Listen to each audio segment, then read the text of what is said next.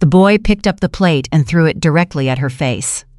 Not an accident, not a mistake, a choice made in 1 second, with a grin, in front of everyone.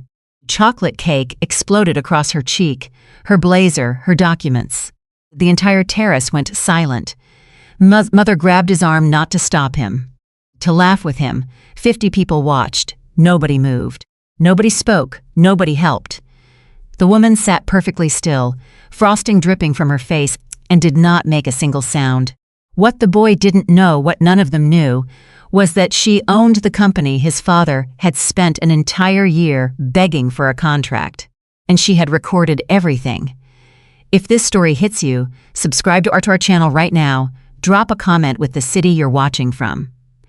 I want to see exactly how far this story travels and stay until the very last word. You will not be ready for what happens next. The cake hit her before she even had a chance to look up. That was the thing nobody talked about afterward, not the part that made the headlines, not the part that showed up in the legal documents, and certainly not the part the Whitmore family ever admitted to in public. They talked about what came after. They talked about the recording. They talked about the press conference and the lawsuit and the policy changes at Willow Creek Country Club. But they never really talked about the moment itself. The specific, ordinary, devastating moment when a teenage boy picked up a plate of chocolate cake, looked at a black woman sitting alone near the garden terrace, and decided completely without hesitation that throwing it at her would be funny. His name was Ethan Whitmore. He was 17 years old. He had never once in his life been told that something he wanted to do was wrong. And in that moment, with his mother laughing beside him, and his father watching from across the terrace with a half-smile on his face, Ethan felt like a king. Dr. Avery Carter did not move for 3 full seconds. She sat in the white iron chair near the garden's edge, one hand resting on a folder of documents, the other wrapped around a glass of sparkling water. The cake had hit the left side of her face and shoulder, chocolate frosting thick and dark against the collar of her navy blazer. A smear ran along her cheekbone. Another chunk had landed directly on top of the papers spread out in front of her contracts, financial summaries, a brief overview of a proposed $10 million partnership. She did not cry, she did not scream, she sat perfectly, unnervingly still. And then, very slowly, she reached for a napkin. The terrace around her was full of people. 40, maybe 50 guests at minimum, men in linen suits, women in designer dresses, waitstaff moving quietly along the edges with silver trays. There was a string quartet playing somewhere near the main building, something gentle and forgettable, drifting across the afternoon air. This was a Sunday afternoon at Willow Creek Country Club, and everything about this place was designed to project exactly one message. We are better than everywhere else, and everyone here knows it. Nobody came to help her. One man near the fountain caught her eye for a brief moment, then looked deliberately away. A woman in a white hat whispered something to her companion and turned her back. Ethan Whitmore stood with his arms crossed, still grinning, waiting. He was waiting for her to react, to yell, to cry, to storm off, to do something that would confirm what he already believed, that she was beneath him, that this was funny, that she had no real power here, that people like her didn't belong in places like this, and that the rules of this world protected people like him from consequences that other people had to live with every single day. His mother, Victoria Whitmore, stepped up beside him. Victoria was the kind of woman who had never once in her adult life been described as anything other than stunning. She was 51 years old and spent significant money making sure it didn't show. She chaired 3 charity committees. She appeared in the society pages. She had attended Willow Creek Country Club for over 20 years and considered herself one of its most important members. When she walked into a room, people noticed. That was not vanity on her part. That was simply a fact she had built her entire life around. She looked at Avery Carter with an expression that was almost theatrical in its contempt. "Ethan," she said, loudly enough for people nearby to hear, That was perfect. The words dropped into the silence like a stone into still water. A server near the buffet table visibly flinched. Two young women at a corner table exchanged a look but did not speak. An older man in a gray jacket took one step forward, then stopped himself, then looked at his shoes. Avery placed the napkin against her cheek. She did not dab nervously. She pressed it firmly, deliberately, and then pulled it away and folded it neatly and set it beside her glass. Then she looked up. She looked directly at Ethan first, not with anger, or at least, not only with anger. There was something else in her expression that nobody in that crowd could quite name, something that felt closer to recognition. Like she had seen this before. Like some part of her had known, even before she arrived, that something like this might happen. Then she looked at Victoria. Was that supposed to be funny? Her voice was calm, not the calm of someone suppressing rage, the calm of someone who had already made a decision. Victoria smiled. It was a particular kind of smile, the smile of a woman who had been queen of a very small kingdom for a very long time, and could not imagine anyone challenging her authority within it. Maybe, Victoria said, tilting her head slightly, should learn where you belong. The terrace was absolutely silent now. Even the string quartet seemed to pause for a moment, though of course they didn't. And Avery Carter looked at this woman, this laughing, comfortable, utterly confident woman, and said nothing for a long moment. Then she said very quietly, "I already know where I belong." And she went back to cleaning the frosting off her documents. Victoria's smile flickered, just for a second.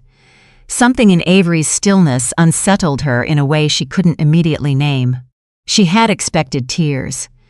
She had expected outrage, or embarrassment, or the kind of flustered stammering that people sometimes did when they realized they had wandered somewhere they weren't welcome. She had not expected this. She had not expected someone to simply sit there and keep working. "Ethan," she said, recovering quickly, "let's go find your father." They walked away, but Avery Carter was not done. She picked up her phone from the table. It had been sitting face down beside her glass since she arrived, and she picked it up now and looked at the screen for a moment, and then set it back down. The recording had been running for 11 minutes. She had started it when she first sat down, a habit she had developed over years of attending meetings. In rooms where she was the only person who looked like her rooms, where what was said and what was later claimed to have been said had a way of diverging in very inconvenient directions. She had not expected to need it like this. She had not expected this particular afternoon to go this particular way. But the recording was there, and it was clear, and it captured everything: the sound of something hitting her, Ethan's laughter, Victoria's words, the silence of 50 people who watched and did not move. Avery looked out across the terrace for a moment. Then she picked up her pen and went back to work. She was not going to waste this afternoon. Let's back up.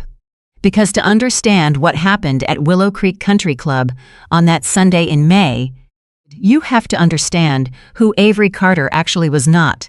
The version the Whitmore family had constructed in their minds, based on a navy blazer and a quiet expression. But the real woman who had sat down in that iron chair and opened that folder of documents. Avery Carter was 42 years old. She had grown up in Baltimore, Maryland, the third of 4 children born to a nurse and a postal worker. Her mother worked double shifts. Her father drove the same route for 23 years. The apartment they lived in had 2 bedrooms and a leaky faucet her father fixed himself because they couldn't afford the plumber. There was no country club in Avery's childhood. There was a library 3 blocks away that she walked to every Saturday morning from the time she was 7 years old, and a science teacher at her middle school who told her once, matter-of-factly, that she had one of the sharpest and minds he had encountered in 15 years of teaching, and that she should not waste it. She didn't. She won a full scholarship to MIT at 17. She graduated with honors. She got her master's degree. She got her doctorate. She built a company from a business plan she drafted at a kitchen table in a one-bedroom apartment she shared with two other people because that was what she could afford. Carter Technologies had started as a software consulting firm. Then it became something more. She pivoted strategically and brilliantly into infrastructure technology, the unglamorous but essential systems that ran behind the scenes of hospitals, school districts, and municipal governments. Systems that, when they failed, meant people couldn't access medical records or emergency services or basic city infrastructure. Avery Carter had spent the last 15 years making those systems work better, more reliably, more equitably, for communities that larger firms had consistently decided were not worth the investment. By the time she sat down at that table at Willow Creek Country Club, Carter Technologies was valued at more than $2 billion. She had 412 employees. She sat on the boards of two major universities. She had been named to every significant list of innovators in her field for the past 7 years running. She had also been stopped in the lobby of her own building by a security guard who didn't recognize her. She had been mistaken for the assistant at meetings where she was the senior executive. She had walked into rooms and watched the energy shift in a way that had nothing to do with her credentials and everything to do with the way she looked. She had stopped being surprised by it. She had not stopped being affected by it. There is a difference between those two things that most people don't understand until someone explains it carefully. The absence of surprise is not the absence of pain. You can know something is coming and still feel it when it arrives. You can have lived through something 100 times and still carry the weight of the 101st. Avery had learned how to carry the weight without letting it show. She had learned it because she had to. Now, the reason she was at Willow Creek that particular afternoon, 3 weeks earlier, Avery had received a formal invitation from the club's board chairman, a man named Gerald Forsyth, whom she had met at a technology conference the previous fall. Gerald was, by most accounts, a decent man trying to do something he genuinely believed in. He wanted Willow Creek Country Club to invest in a technology education partnership that would benefit students in underserved communities across Connecticut. He had proposed a $10 million commitment, and he wanted Carter Technologies to design and run the program. It was a significant offer. Avery took significant offers seriously. But she also believed in due diligence that went beyond financial statements and organizational charts. She believed in showing up. She believed in seeing things with her own eyes before she decided whether or not to attach her name and her company's resources to them. And so she had agreed to meet Gerald at the club, but first she wanted to arrive early.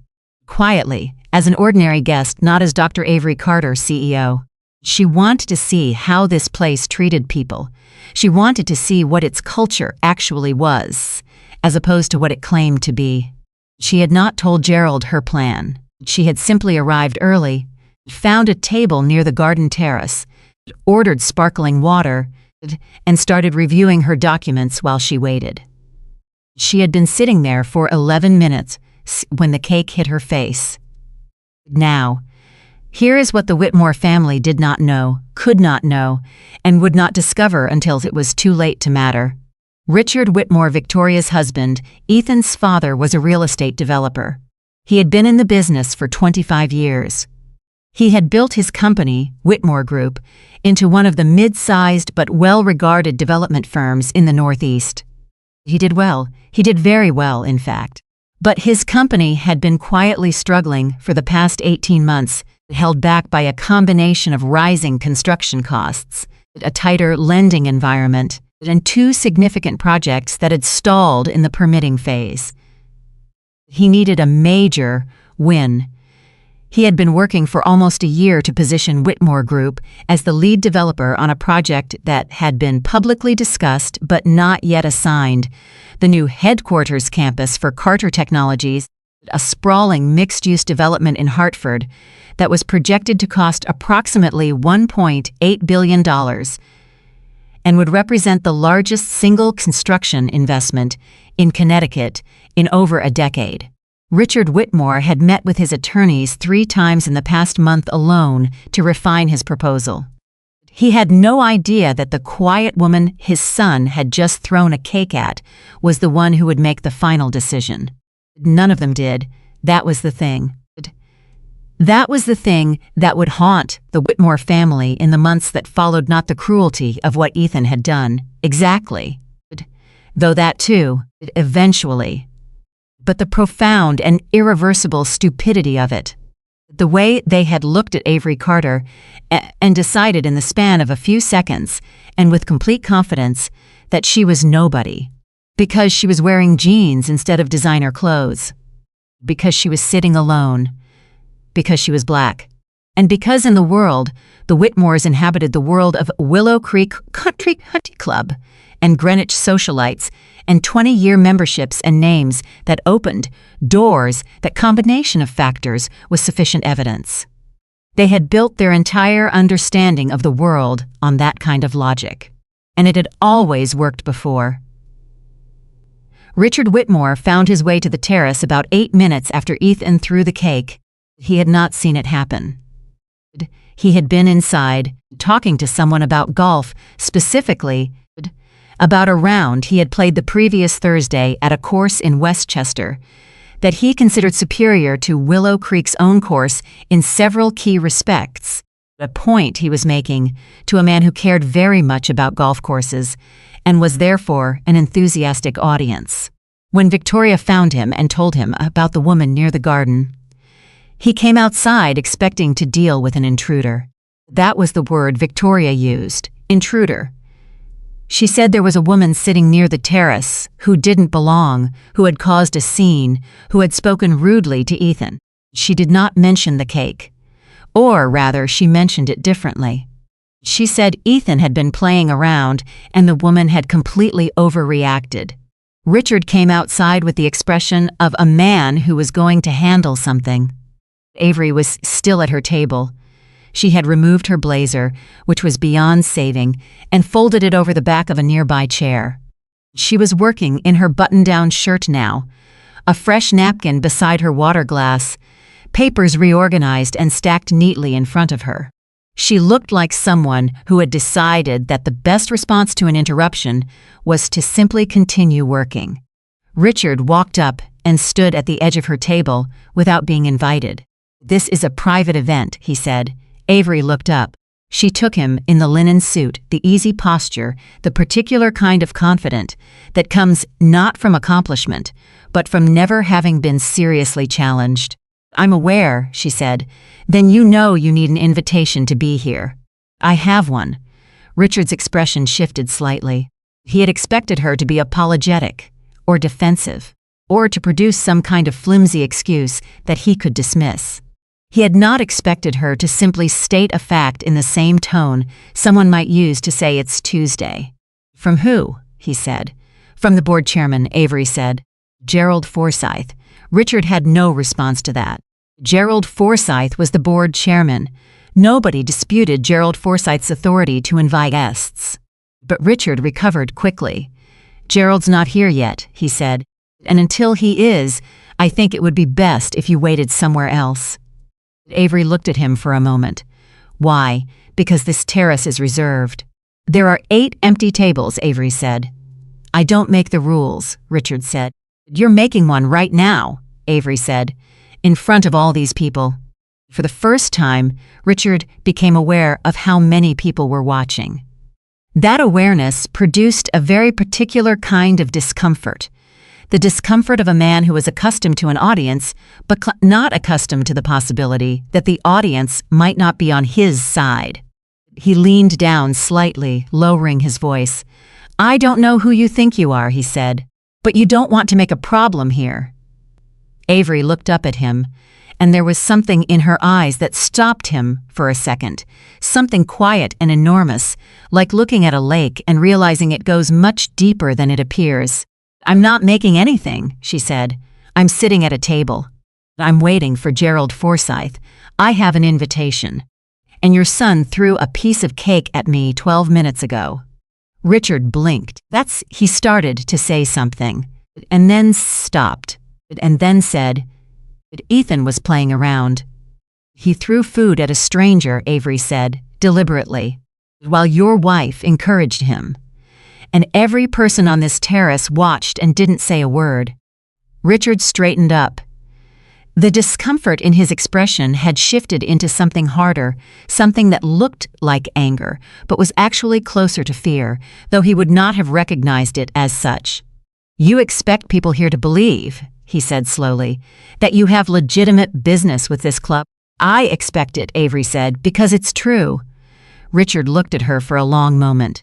Then he turned to the nearest server. Get security, please. The server hesitated. Avery watched the server's face. She saw the hesitation.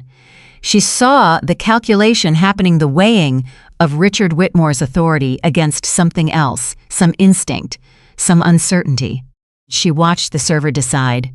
The server said, Of course, Mr. Whitmore, and walked away. Avery looked back at Richard. You're asking security to remove a guest who was invited by the board chairman, she said. You're doing this in front of 40 people. And you're doing it because you've decided I don't belong here. I'm doing it, Richard said, because you're causing a disruption. I'm sitting at a table, Avery said again. Victoria appeared beside her husband. Richard, honestly, let's just have her removed and move on. She's ruining the afternoon. Avery looked at Victoria. She thought about the 11-minute recording. She thought about the chocolate on her blazer, folded over the back of the chair. She thought about the way the terrace had gone completely quiet when the cake flew, and then gradually, carefully, resumed its murmuring while she sat there picking up the pieces. She thought about Thomas. She didn't know his name yet, but she had noticed him, a man in a staff uniform near the buffet table who had flinched when Victoria said that was perfect, and then stood very, very still for the rest of it, looking at no one. She thought about every room she had ever walked into and felt the air change. And she stood up. She gathered her documents. She placed them in her folder. She picked up her phone.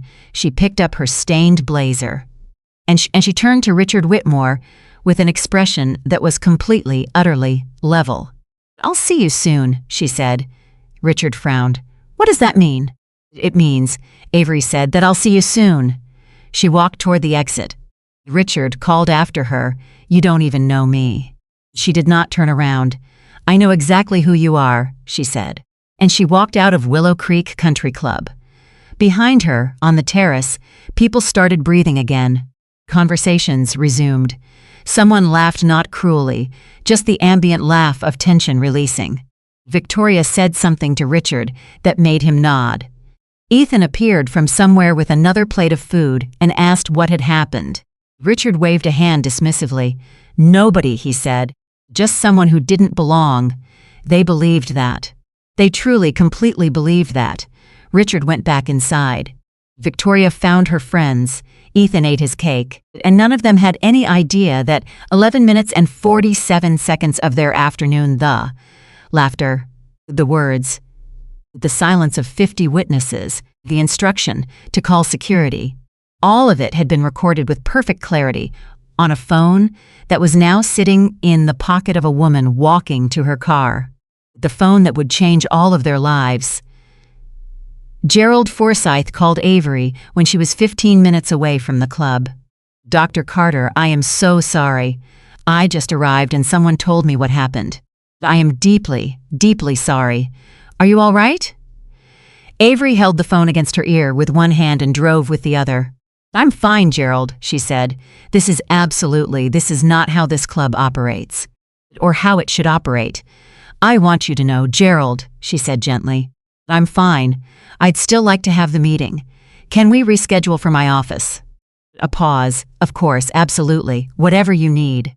Thank you. She hung up. She drove for a while in silence. The sun was lower now, cutting through the windshield at a flat angle that made her squint. She thought about her mother, who had worked double shifts at a hospital for 30 years, and who had told her, when Avery was 12 years old, that the world was going to try to tell her things about herself that were not true. and that her job, not her occasional job, not her sometimes job, but her constant, lifelong, non-negotiable job was to know the difference between what the world said and what was real. Avery had been doing that job for 30 years. She thought about the folder of documents on the passenger seat beside her, chocolate-stained but intact. The partnership proposal. $10 million for technology education programs in communities that needed it.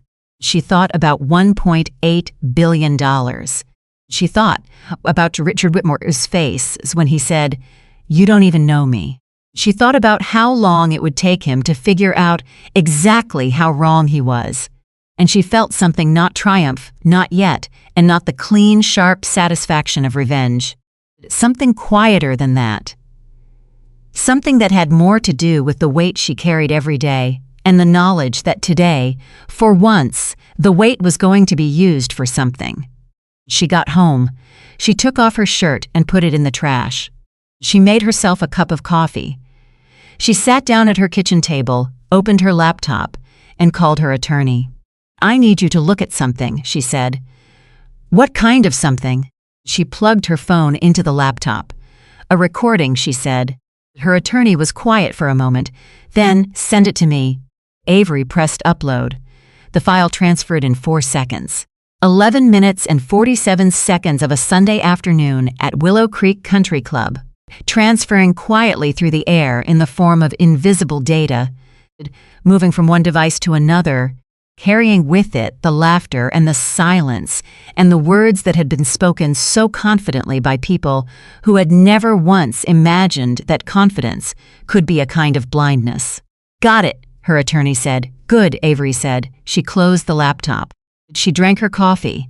Outside, the sun finished setting, and the Whitmore family slept peacefully through their last night of not knowing. Richard Whitmore's phone rang at 9:47 that evening.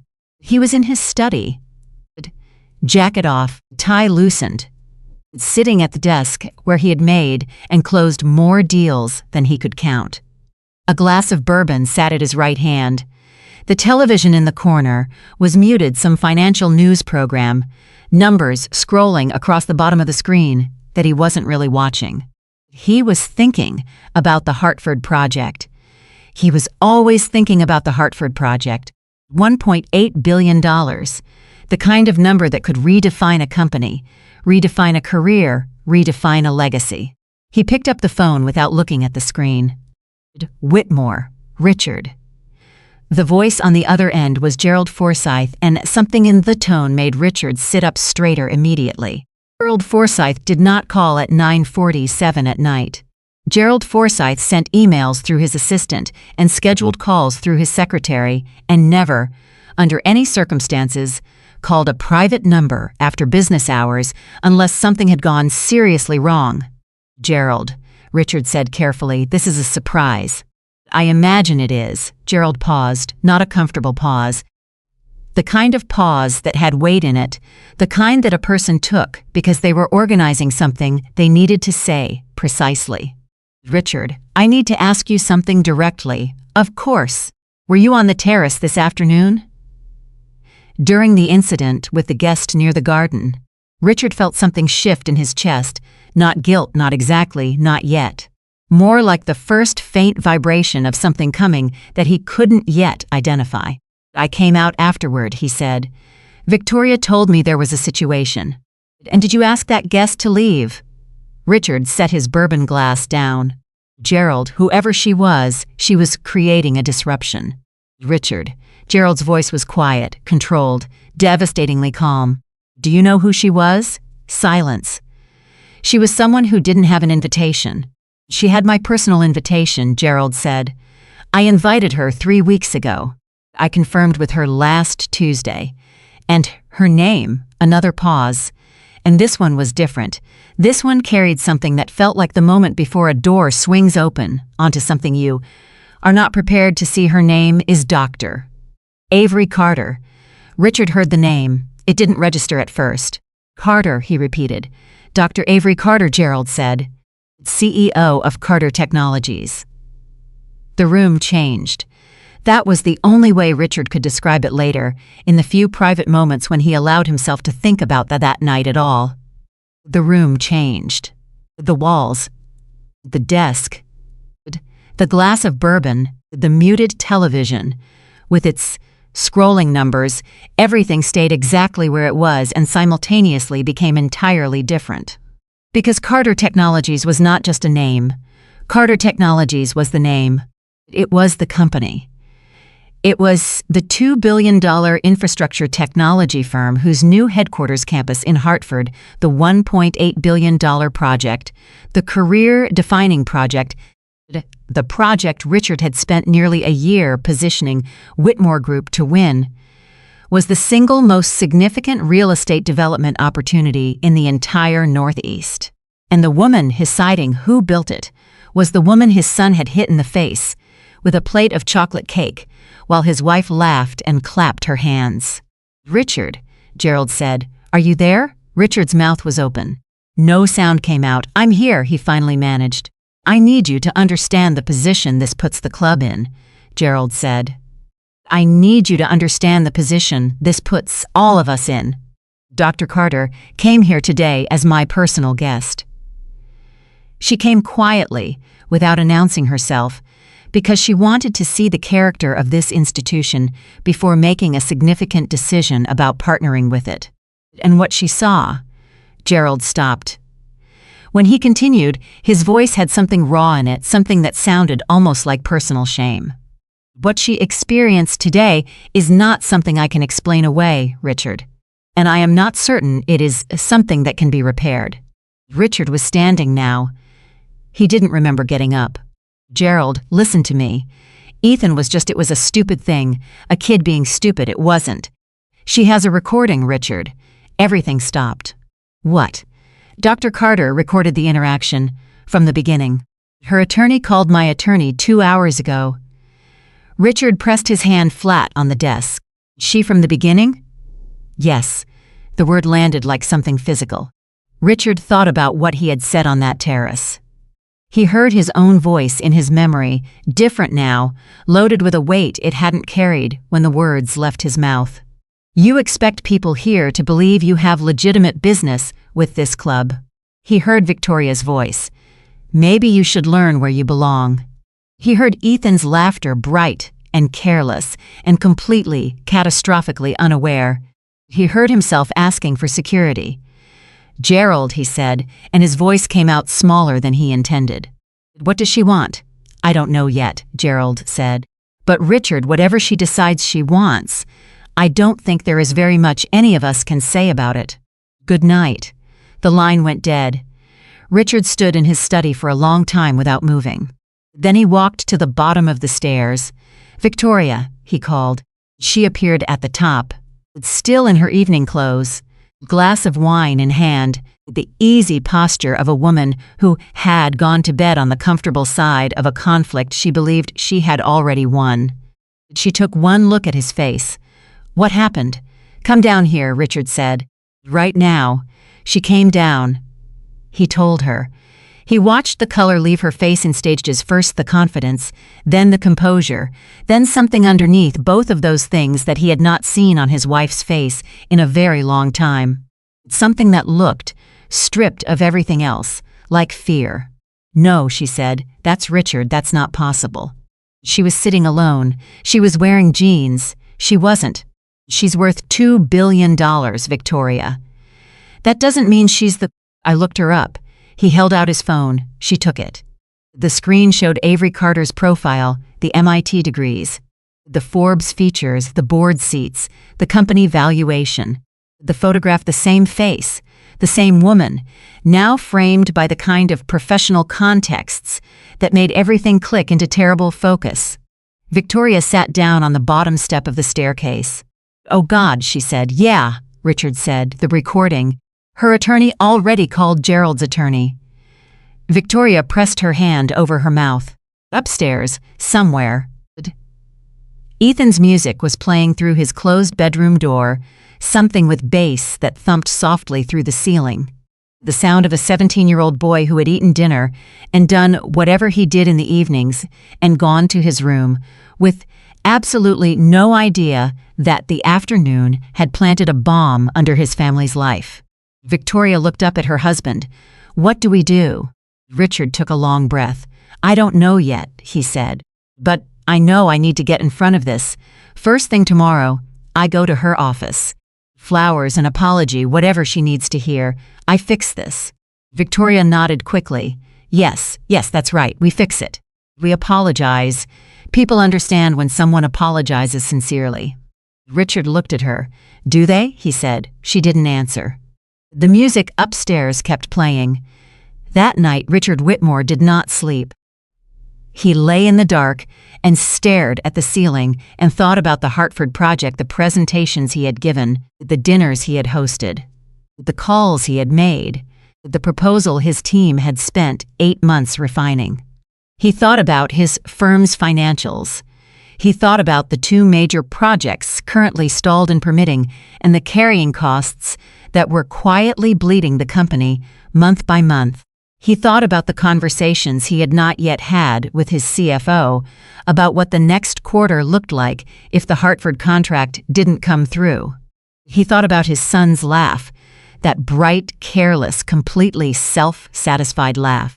And for the first time in a long time, maybe the first time in years, Richard Whitmore felt something that was not ambition or strategy or competitive instinct or social calculation. He felt something that was very close to shame. He pushed it away. He had a plan. The plan was flowers and an apology and a conversation with a reasonable woman who would, when she heard genuine contrition, understand that this had been a terrible misunderstanding and agree to move forward. That was the plan. He held on to it through the dark hours. He held on to it because he had nothing else. Avery Carter was awake at 5:30 the following morning. Not because she had slept poorly. She had slept fine, deeply, solidly, the sleep of someone who had done everything they could do with a day and closed it cleanly. She was awake at 5:30 because 5:30 was when she always woke up. It had been her schedule since graduate school. The world was quieter at 5:30. Her mind was clearer. She made coffee. She sat at her kitchen table and she thought. This morning, she was thinking about Marcus Webb. Marcus was her attorney, her personal attorney, not the corporate legal team, though she had those too. Marcus was the person she called when something was personal. He had been her attorney for 11 years, since the early days of Carter Technologies when she couldn't entirely afford him, and he had taken her on anyway because, as he told her later, he had looked at her business plan and decided she was either going to be something remarkable or the most spectacular failure he had ever witnessed, and either way he wanted to see how it turned out. She had called him the previous afternoon from her car. He had the recording. By evening, they had talked twice more before she went to sleep. The question they had been turning over between them was not legal, exactly. Or not only legal. The recording was clear. The behavior was documented.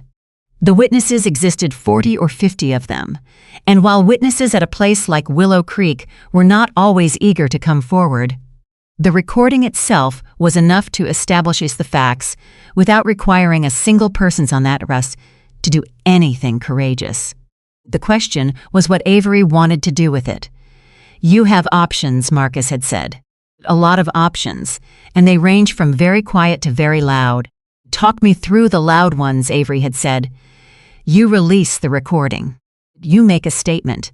You let the public conversation happen.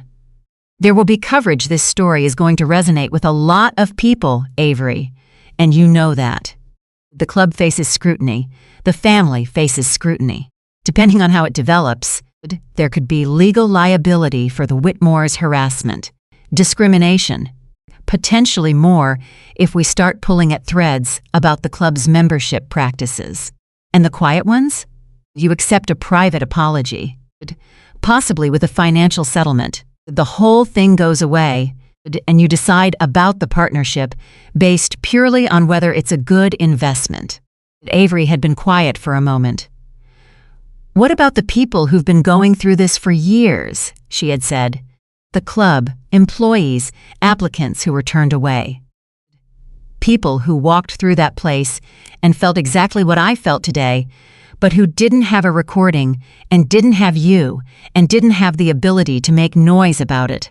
Marcus had not answered immediately. "That's not a legal question," he said finally. "No," Avery said, "it's not." Now at 5:30 in the morning, with her coffee and the early quiet, she was still thinking about Thomas. She didn't know his name yet. She had noticed him on the terrace the previous afternoon, a man in a staff uniform somewhere in his late 40s, with the particular stillness of someone who has learned to make himself invisible in a room. He had flinched when Victoria said that was perfect. She had seen it, a small involuntary movement, the body responding honestly before the professional mask could catch up. And then he had gone completely still and looked at no one and said nothing for the rest of it. She had thought about him several times since leaving the club. She knew what that stillness meant. She knew it the way you know a language you grew up, speaking not because someone taught it to you, but because it was in the air of your childhood, the grammar of every room you walked into where you were the only person who looked like you, and the unspoken rule was that you made yourself smaller and hoped everyone forgot you were there. She picked up her phone and called Marcus again. He answered on the second ring, which meant he had also been awake for a while. "I've made a decision," she said. "Tell me, I want to be loud," she said, "but I want to be right. I don't want this to be about revenge, and I don't want it to look like revenge because that's not what it is. I want this to be about what it actually is, which is a pattern. One afternoon at that club is not an accident, that's a culture. And I want to expose the culture." Marcus was quiet for a moment. "That's a bigger lift," he said. "It's not just a recording anymore. We'd need to build a case, former employees, denied applicants, documented incidents. That takes time. I know. And during that time, the Whitmores are going to come at you hard. Richard Whitmore is going to come to your office with flowers and a speech. I know that too. And you want me to handle it when he does." "No," Avery said. "I want to handle it myself." Another pause. "Avery, I want to look at him, Marcus. I want to sit across from him and let him apologize and watch him believe that the apology is going to work. I want him to walk out of my building thinking he fixed it. And then we do what we need to do." Marcus exhaled slowly. "All right," he said. "I'll start making calls this morning. Former employees, people connected to the club, give me 48 hours. "Do you have 24, Avery said. She hung up and finished her coffee. Richard Whitmore arrived at Carter Technologies headquarters at 9:15 that morning. He had dressed carefully. Not the linen suit, too casual, too country club. A dark charcoal business suit, conservative tie. He had thought about this. He was presenting himself as a serious man, making a serious gesture, not a socialite making excuses. He had stopped at a florist on the way and bought an arrangement that cost $260 because the cheap flowers would have been insulting and the extravagant ones would have looked like bribery, and he had actually stood in the florist's shop for 4 minutes trying to locate the exact midpoint between those two things. Humiliation. He was carrying them carefully when he walked through the front doors of Carter Technologies. The lobby was larger than he had expected. Clean lines, substantial square footage, the particular understated confidence of a place that had nothing to prove. The receptionist, a young woman with a calm, professional expression, looked up as he approached. "Richard Whitmore," he said. "I'm here to see Dr. Carter." The receptionist looked at her screen. "Do you have an appointment, Mr. Whitmore?" "I don't," he said, "but I believe she'll see me. Could you let her know I'm here? It's important." The receptionist picked up her phone and murmured something into it. Then she looked up. "Dr. Carter's assistant will be right down." Richard nodded. He stood in the lobby with his flowers and his suit and his prepared speech and waited. He looked around at the people moving through the space, at the Carter Technologies branding on the walls, at the scale of the operation that surrounded him, and felt, for the first time, the full weight of exactly who he was dealing with. He had known the numbers.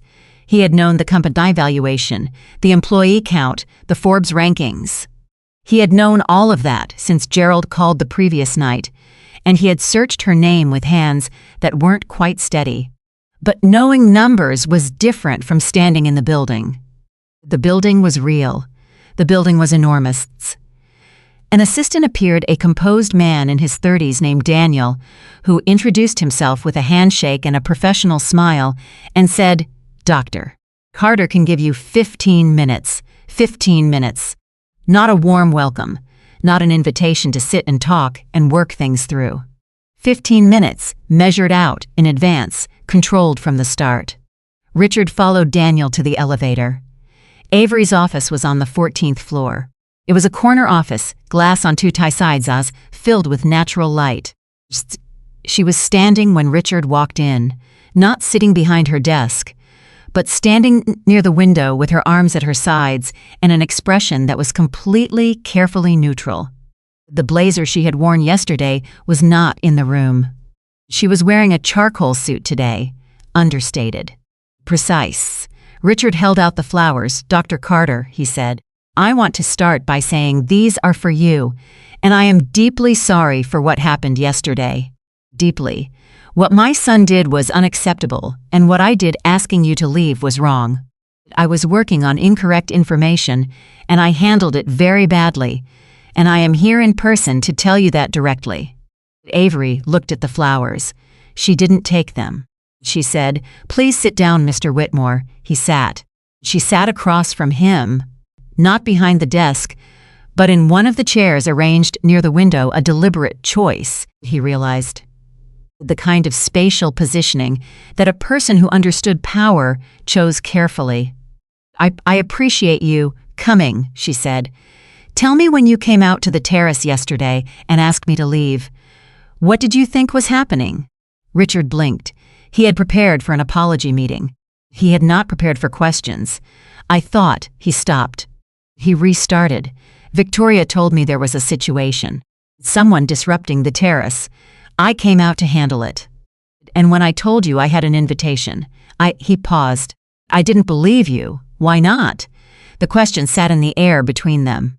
Richard looked at this woman, this composed, direct, entirely unimpressed woman, and understood that there was no version of an honest answer to that question that was going to make him look like anything other than exactly what he had been. "I made an assumption," he said. "Based on what?" He was quiet for a moment. "Based on the way you looked," he said, "and I was wrong. I was completely wrong, and I am sorry." Avery nodded slowly.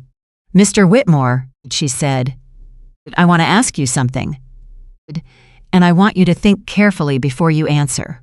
Not my benefit for my benefit for yours. When your son picked up that plate and your wife laughed and you came out and asked me to leave and called for security, do you think that would have happened if I looked different?" Richard opened his mouth. "Think carefully," she said again. He closed his mouth. The silence went on for a long time.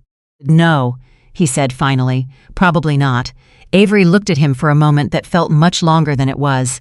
"Thank you for saying that," she said. "I mean that genuinely. That is the first honest thing that's been said to me in connection with yesterday." Richard felt something loosen slightly in his chest, a small release of tension. The beginning of a belief that maybe this was what was going to be all right, that maybe the apology had landed, that maybe the flowers and the suit and the 15-minute meeting and the honest answer were going to be enough. "Dr. Carter," he said, leaning forward slightly, "I want you to know whatever I can do to make this right, I will do it. Whatever the club needs to do, I'll advocate for it. I have relationships there. I have influence. If there are changes that need to happen, I'll push for them. And on a personal level, Mr. Whitmore," Avery said quietly. He stopped. "The Hartford project," she said. Something went cold in Richard's chest. He stopped. "You've been pursuing the Carter Technologies headquarters contract," she said. "Whitmore Group has been positioning for it for approximately 11 months. You've had 3 formal meetings with members of my development committee." Richard said nothing. "I know," Avery said simply. "I've known for a while. I review all significant contractor engagements personally. The blood had left Richard's face. Dr. Carter, I'm not bringing it up to threaten you, she said. I'm bringing it up because I want you to understand something.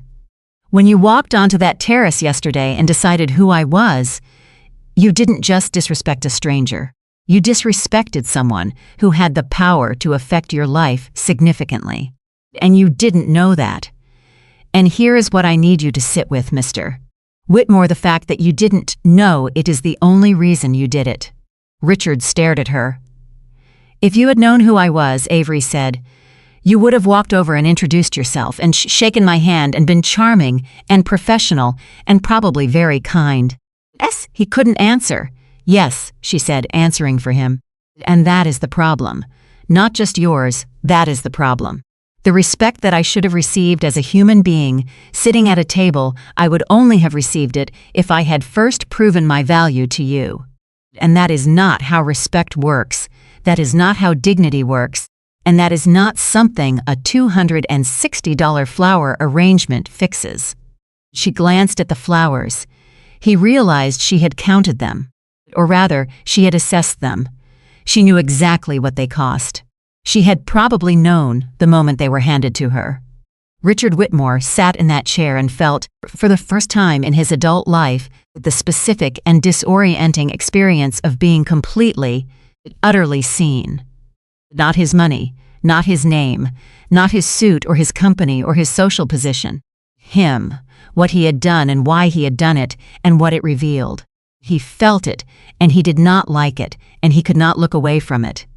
What happens now? He asked. His voice was different. Quieter. The professional performance had gone out of it. Now Avery said, I have a meeting in 4 minutes. My assistant will show you out. She stood. He stood. At the door he turned back. The recording, he said. She looked at him. What are you going to do with it? Avery Carter looked at Richard Whitmore for a long moment, long enough that he felt every second of it. I'm going to do what's right, she said. Daniel appeared silently at Richard's elbow. Richard walked out. The elevator doors closed behind him. In the lobby, he stood for a moment with the flowers still in his hands, because she had never taken them. He looked at the Carter Technologies branding on the walls, at the people moving through the space, at the scale of what surrounded him. Then he walked outside. He stood on the sidewalk in his charcoal suit in the morning air and pulled out his phone and called Victoria. She answered immediately. How did it go? He looked at the flowers in his hand. It didn't go the way I planned, he said. What does that mean? Richard, what does that?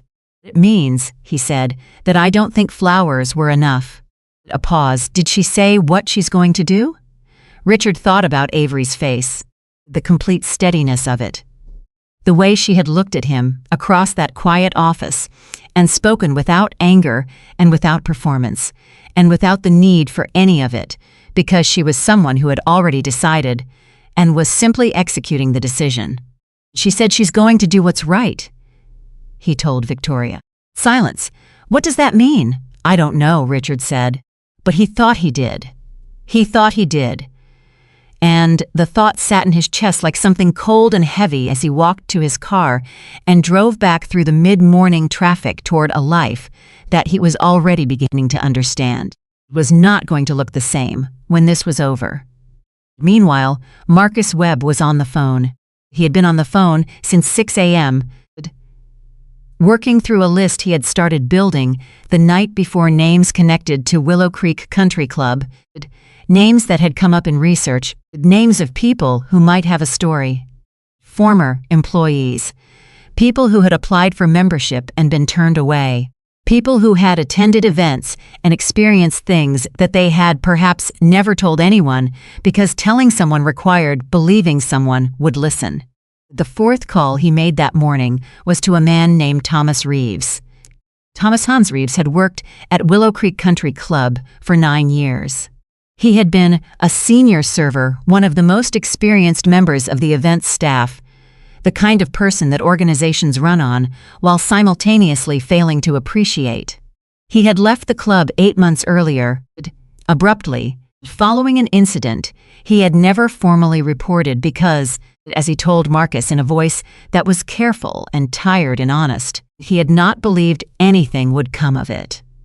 "Would you be willing to talk?" Marcus asked him. A long pause. "Is this really happening?" Thomas said. Is this real?" "It's real," Marcus said. "Dr. Carter wants to do this right. She wants to make sure the people who've been living with this for years are heard." Another pause, a longer one. "I watched things happen at that club for 9 years, Thomas said slowly. 9 years. And every time I thought about saying something, I looked around and I thought, who's going to listen? Who is actually going to listen to me?" "Dr. Carter will listen," Marcus said. Thomas was quiet. Then he said, "All right." Marcus wrote his name at the top of the list. By the end of that day, there were 11 names on the list. By the end of the following day, there were 19. And each of those 19 people had a story. Not one of them was the same story, but every single one of them rhymed. Avery didn't learn about the 19 names until Marcus called her at 7 that evening. She was still at the office, working through a stack of things that had been waiting while she managed the day's other business. She had a company to run. She had 412 employees and a full schedule and a board meeting in 11 days and 3 ongoing contracts that required her attention and a partnership proposal from Gerald Forsyth sitting in her inbox that she had not yet decided what to do with. She had all of that, and she also had this. She picked up when Marcus called. 19, he said. She set her pen down.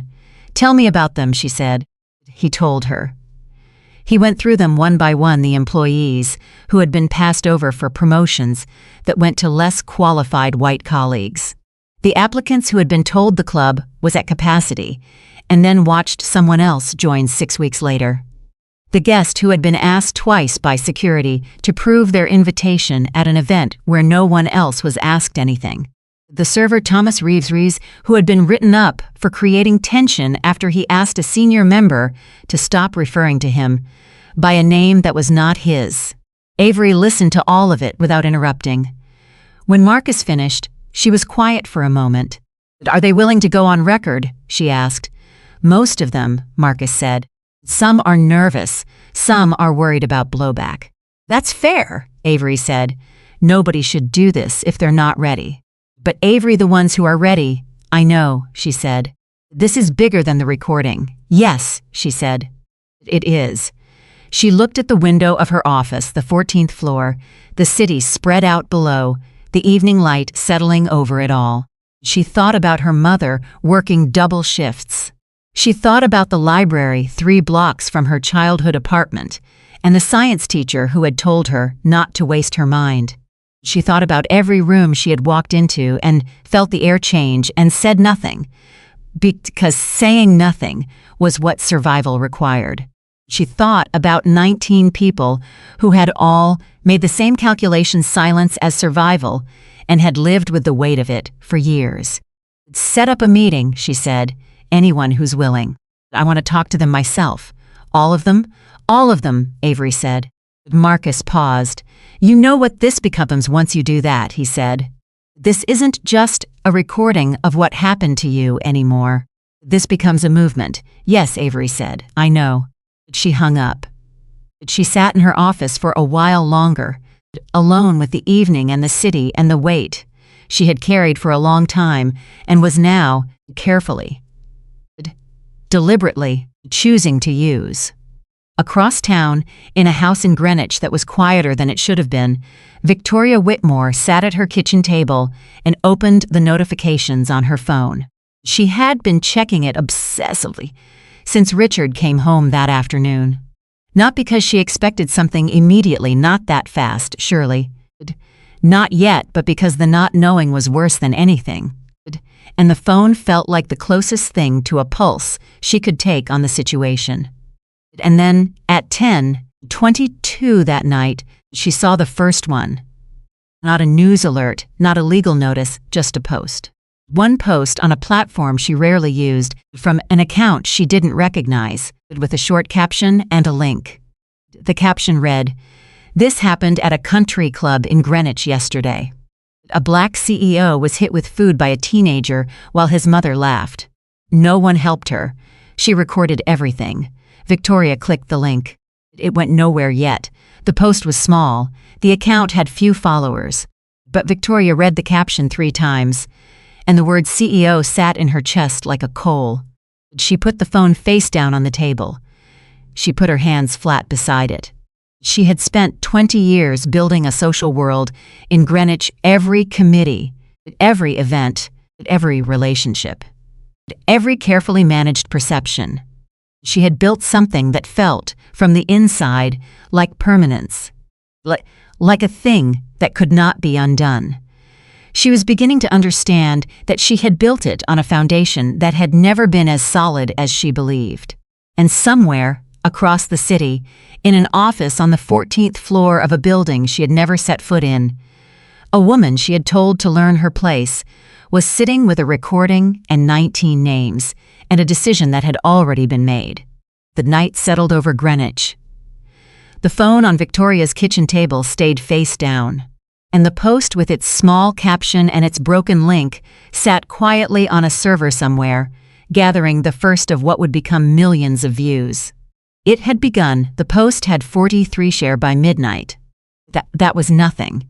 In the landscape of social media, 43 shares was a whisper in an empty room. Victoria Whitmore checked it one more time before she finally went to bed, told herself it was nothing, and pulled the covers up and closed her eyes, and tried to believe that the morning would bring perspective and proportion, and the reassuring sense that she had overreacted. She did not sleep. Richard didn't either. They lay in the same bed in the same dark room and did not speak to each other, which was its own kind of communication, silence of 2 people who had looked at the Sasapa problem from the same angle and arrived at the same terrible conclusion and had nothing left to say about it that wouldn't make it worse. Down the hall, Ethan slept perfectly. That was the thing that kept Richard awake more than anything else, not the recording, not the Hartford Project, not even Marcus Webb's name, which Gerald had mentioned in a follow-up text, and which Richard had looked up immediately and found, with a sinking sensation, to be one of the most respected civil rights attorneys currently practicing in the state of Connecticut. What kept Richard awake was the sound of his son, sleeping peacefully 15 feet away, completely unaware, breathing slowly and easily through a night that was quietly dismantling everything around him. At 6:14 a.m., Richard's phone lit up with a text from his communications director. A woman named Sandra, who was meticulous and unflappable and had been with Whitmore Group for 7 years, and who did not text before 8 a.m. under any circumstances. The text said, "Call me when you're up. It's moving faster than I expected." Richard was out of bed before he finished reading it. He was in the kitchen with coffee when he called her on her back. Victoria appeared in the doorway. 2 minutes later, robe pulled tight, reading his expression. "Sandra," he said, "what are we looking at?" "The post from last night has been picked up by 3 larger accounts," Sandra said. "Combined following of about 400,000, and someone on one of them is claiming to be a former Willow Creek employee with their own story." Richard closed his eyes. How bad? The comments are Richard. People are angry. Because this is the kind of story that spreads because it confirms something people already believe. And the fact that there's a recording. "Nobody's released the recording yet," Richard said. "No," Sandra said. "But the fact that one exists has been mentioned. Humiliation. That's enough. People are talking about the recording the way they talk about something they've already seen." Victoria was standing beside him now, close enough to hear both sides of the conversation. He watched her face change as Sandra talked, not falling apart, not crying, but contracting, pulling inward. The expression of someone who had built their entire identity on how they appeared to others and was now watching that appearance develop cracks in real time. "What do we do?" Richard asked. "You get ahead of it," Sandra said. "You release a statement today, not tomorrow, today and early. Express genuine remorse. Do you take responsibility?" You do not use the word misunderstanding under any circumstances, and you do not let Ethan appear anywhere publicly until this is managed. And if Dr. Carter releases the recording while our statement is out there," a pause, "then at least you said something first," Sandra said. "Right now, the only voice in this story is hers. Every hour you stay silent, that gets worse." Richard hung up and looked at Victoria. "We need to call our attorney," he said. "I already texted him at 5, Victoria said. Richard looked at his wife, really looked at her in the flat morning light, without the social armor either of them typically wore, and saw something he hadn't expected. Not the fear, which was there, not the calculation, which was also there. But underneath both of those, something that might have been, in someone who had spent less of their life performing, and more of it feeling, the beginning of understanding. "Victoria," he said, "what Ethan did, I know," she said. "And what you said to her, I know, Richard. We can't frame this as a misunderstanding." She looked at her coffee. "I know," she said for the third time, and this time her voice had something different in it. Something quieter. Something that sounded less like a woman managing a situation and more like a woman sitting with a truth she had been avoiding. Before either of them could say anything else, they heard footsteps on the stairs. Ethan appeared in the kitchen doorway. He was in his school clothes, backpack half on, looking for breakfast the way 17-year-olds always looked for breakfast automatically, reflexively, the body's demands preceding any engagement with the rest of the world. He looked at his parents' faces and stopped. "What?" he said. Richard and Victoria looked at each other. "Sit down, Ethan," Richard said. Ethan sat. And for the next 20 minutes, for the first time in his 17 years of life, Ethan Whitmore was told, clearly and without softening, exactly what he had done and exactly what it meant. He didn't take it well. "She's a billionaire," he said, which was the first thing out of his mouth, and it was the wrong first thing. And Richard knew it was the wrong first thing because it meant Ethan still didn't understand. He wasn't processing what he had done to a person. He was processing what he had done to a person with power. And those were not the same thing. They were not remotely the same thing. "That is not the point," Richard said. "I'm just saying it's not like I hurt someone who couldn't handle it." "Ethan." Richard's voice came out harder than he intended. "Stop talking." Ethan stopped.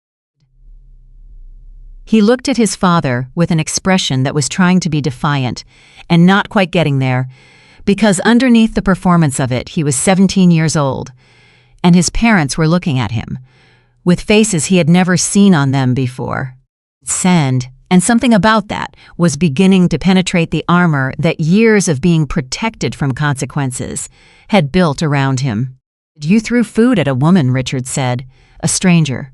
You hit her in the face, in public, while your mother laughed, and 50 people watched and did nothing. And the whole thing was recorded. I didn't know there was a—" "It doesn't matter," Richard said. "It does not matter that there was a recording. It happened. You did it. The recording is just why other people know about it." Ethan looked at the table. "Am I in trouble?" he said. And he said it the way he had said it every other time. He had asked that question in his life with the underlying assumption that trouble was a temporary condition, that it would be managed, that his parents would handle it. "Yes," Richard said. "We all are." That morning was the first time Richard Whitmore had ever looked at his son and wondered with genuine uncertainty how much of what he was looking at was his own fault. By 9 a.m., the post had been shared 1,400 times. By 10 a.m., it had been picked up by 2 regional news outlets. By 10:47 a.m., Avery Carter's attorney, Marcus Webb, received a call from a producer at a national morning television program asking if Dr. Carter would be available for an interview. Marcus called Avery immediately. "Already," she said. "Already," he said. She was in her office. She had been there since 7:30, working through her normal schedule, with the particular discipline of someone's who had decided that the best way to handle a situation was to not let it consume you before you were ready to use it. "What did you tell them?" she asked. "That I'd get back to them," Marcus said. "Avery, you need to think about timing here. If you go on television before you release the recording, you're previewing something people can't yet verify. If you release the recording first, it goes everywhere at once," Avery said. "Yes, and there's no controlling it after that." "No," Marcus said. "There isn't." She was quiet for a moment. "How are the interviews going?" she asked. "The 19 people, the ones Marcus had identified. I've spoken to 14 of them in depth," he said. 11 are ready to go on record. 3 want anonymity. And Avery Thomas Reeves. "Tell me." "He worked there for 9 years, Marcus said. 9 years. And what he saw and what happened to him, it's documented. He kept records. He wrote things down. He has dates, names, incidents. He did it because he said he always believed that someday someone would ask." Avery felt something move through her chest that was not quite sadness and not quite anger, but somewhere between them and underneath them both. "He kept records for 9 years, she said. "He was waiting for someone to listen," Marcus said. She thought about Thomas on the terrace, the flinch, the stillnesses, the 9 years of invisibility that had preceded that one involuntary honest reaction. "Tell him someone is listening," she said. There was a pause on the line, and she could tell that Marcus, who was not a sentimental man and had not built his reputation by being sentimental, was briefly having a feeling. "I'll tell him," he said. "And the television interview," she thought for a moment. "Let's do it. But not yet. Why 3 days?" "Because I want the community meeting first," she said. "I want to sit with Thomas and the others before I go on national television. I want to understand the full picture before I describe it to anyone." Marcus agreed. They scheduled the community meeting for the following evening. That afternoon, Whitmore Group released a statement. Sandra had written it. Their attorney had reviewed it. Richard had approved it. And it was as good as a statement in that position could be, which is to say it was genuine in some places and calculated in others. And the combination of those two things produced something that read, to most people, as insufficient. The statement said that Richard and Victoria Whitmore deeply regretted the events of Sunday afternoon at Willow Creek Country Club. It said that Ethan's behavior had been wrong and that they took full responsibility as his parents. It said that they had reached out personally to Dr. Carter to express their remorse and that they were committed to doing whatever was necessary to make amends. It did not mention the recording. It did not mention the Hartford project. It did not mention the 50 people who had watched and said nothing. Within an hour of the statement's release, the comments on the various social media posts about the incident had roughly tripled. Most of them were not kind. Several of them noted specifically the statement used the word regret rather than the word apologize, and that this was the kind of linguistic choice that people made when they were managing liability rather than expressing genuine remorse. One comment, which was shared over 3,000 times by evening, said simply, "They're sorry they got caught. That's all this is." Victoria read that comment 11 times. She read it the way you read something that hurts precisely because it contains an amount of truth you are not yet ready to fully acknowledge. Richard, meanwhile, had spent the afternoon on the phone with his attorney and his CFO and 2 of his major business partners, both of whom had called him not to express support, but to ask carefully worded questions about the timeline of events and the current status of the situation, and whether Whitmore Group anticipated any significant reputational impact in the near term. The language was professional. The message underneath it was not. They were watching. Everyone was watching. And Richard understood, for the first time with real clarity, that the social capital he had spent 20 years building was not a permanent asset. It was a balance, and it could go negative. At 6 p.m. that evening, Avery was in a conference room on the 12th floor of Carter Technologies, sitting across a long table from 11 people she had never met before. Thomas Reeves was at the far end of the table. He was 47 years old. He had a quiet face and careful eyes and hands that he kept folded on the table in front of him. He was wearing a button-down shirt and looked like what was Santa, who had spent years and being professional in environments where the professionalism was never returned to him in kind. When Avery walked in, he stood up, and then, before she could say anything, he said, "Thank you for doing this." Avery looked at him for a moment. "Thank you for being here," she said. "Thank you all for being here." She sat down. She did not open a laptop. She did not pull out a legal pad. She did not do any of the things that signal to people that you are collecting information rather than receiving it. She simply sat, and she looked at the people around the table, and she said, "I want to hear from each of you. Take as much time as you need." Thomas spoke first. He spoke for 22 minutes. He talked about the 9 years. He talked about the things he had witnessed, guests who were treated with elaborate courtesy one moment and contemptuous dismissal the next, class accepted, the threshold of acceptability shifting depending on factors that had nothing to do with conduct and everything to do with appearance. He talked about the promotions he had been passed over for, the explanations that were given, the way the explanations were always technically plausible and never quite true. He talked about the write-up for creating tension, the incident that had finally caused him to leave when he had asked, calmly and professionally, to be called by his name. 9 years, he said, and I never once raised my voice. I never once was anything but professional, and the thing that got me written up was asking to be called by my name. The room was very quiet. I kept records because he stopped. Started again. I kept records because I needed to believe that someday it would matter. Well, that someday someone would ask, and I would have something to show them, and it would matter. He looked at Avery. "Does it matter?" he asked. It was a simple question, completely direct. The kind of question that only someone who had waited a very long time to ask it could have asked with that particular combination of hope and exhaustion. "Yes," Avery said, "it matters." She held his gaze. "I promise you," she said, "it matters." The others spoke after Thomas. Each story was different in its specifics and identical in its shape, the way belonging was extended and then withdrawn, the way the rules of a place became clear over time, even though they were never stated, the way silence became the only safe response, and silence had a cost that accumulated year after year after year. A woman named Patricia had applied for a junior membership 5 years ago. She had been told the wait list was 2 years long. 6 weeks later, her colleague, white, male, with a handshake connection to a board member, had been offered a membership immediately.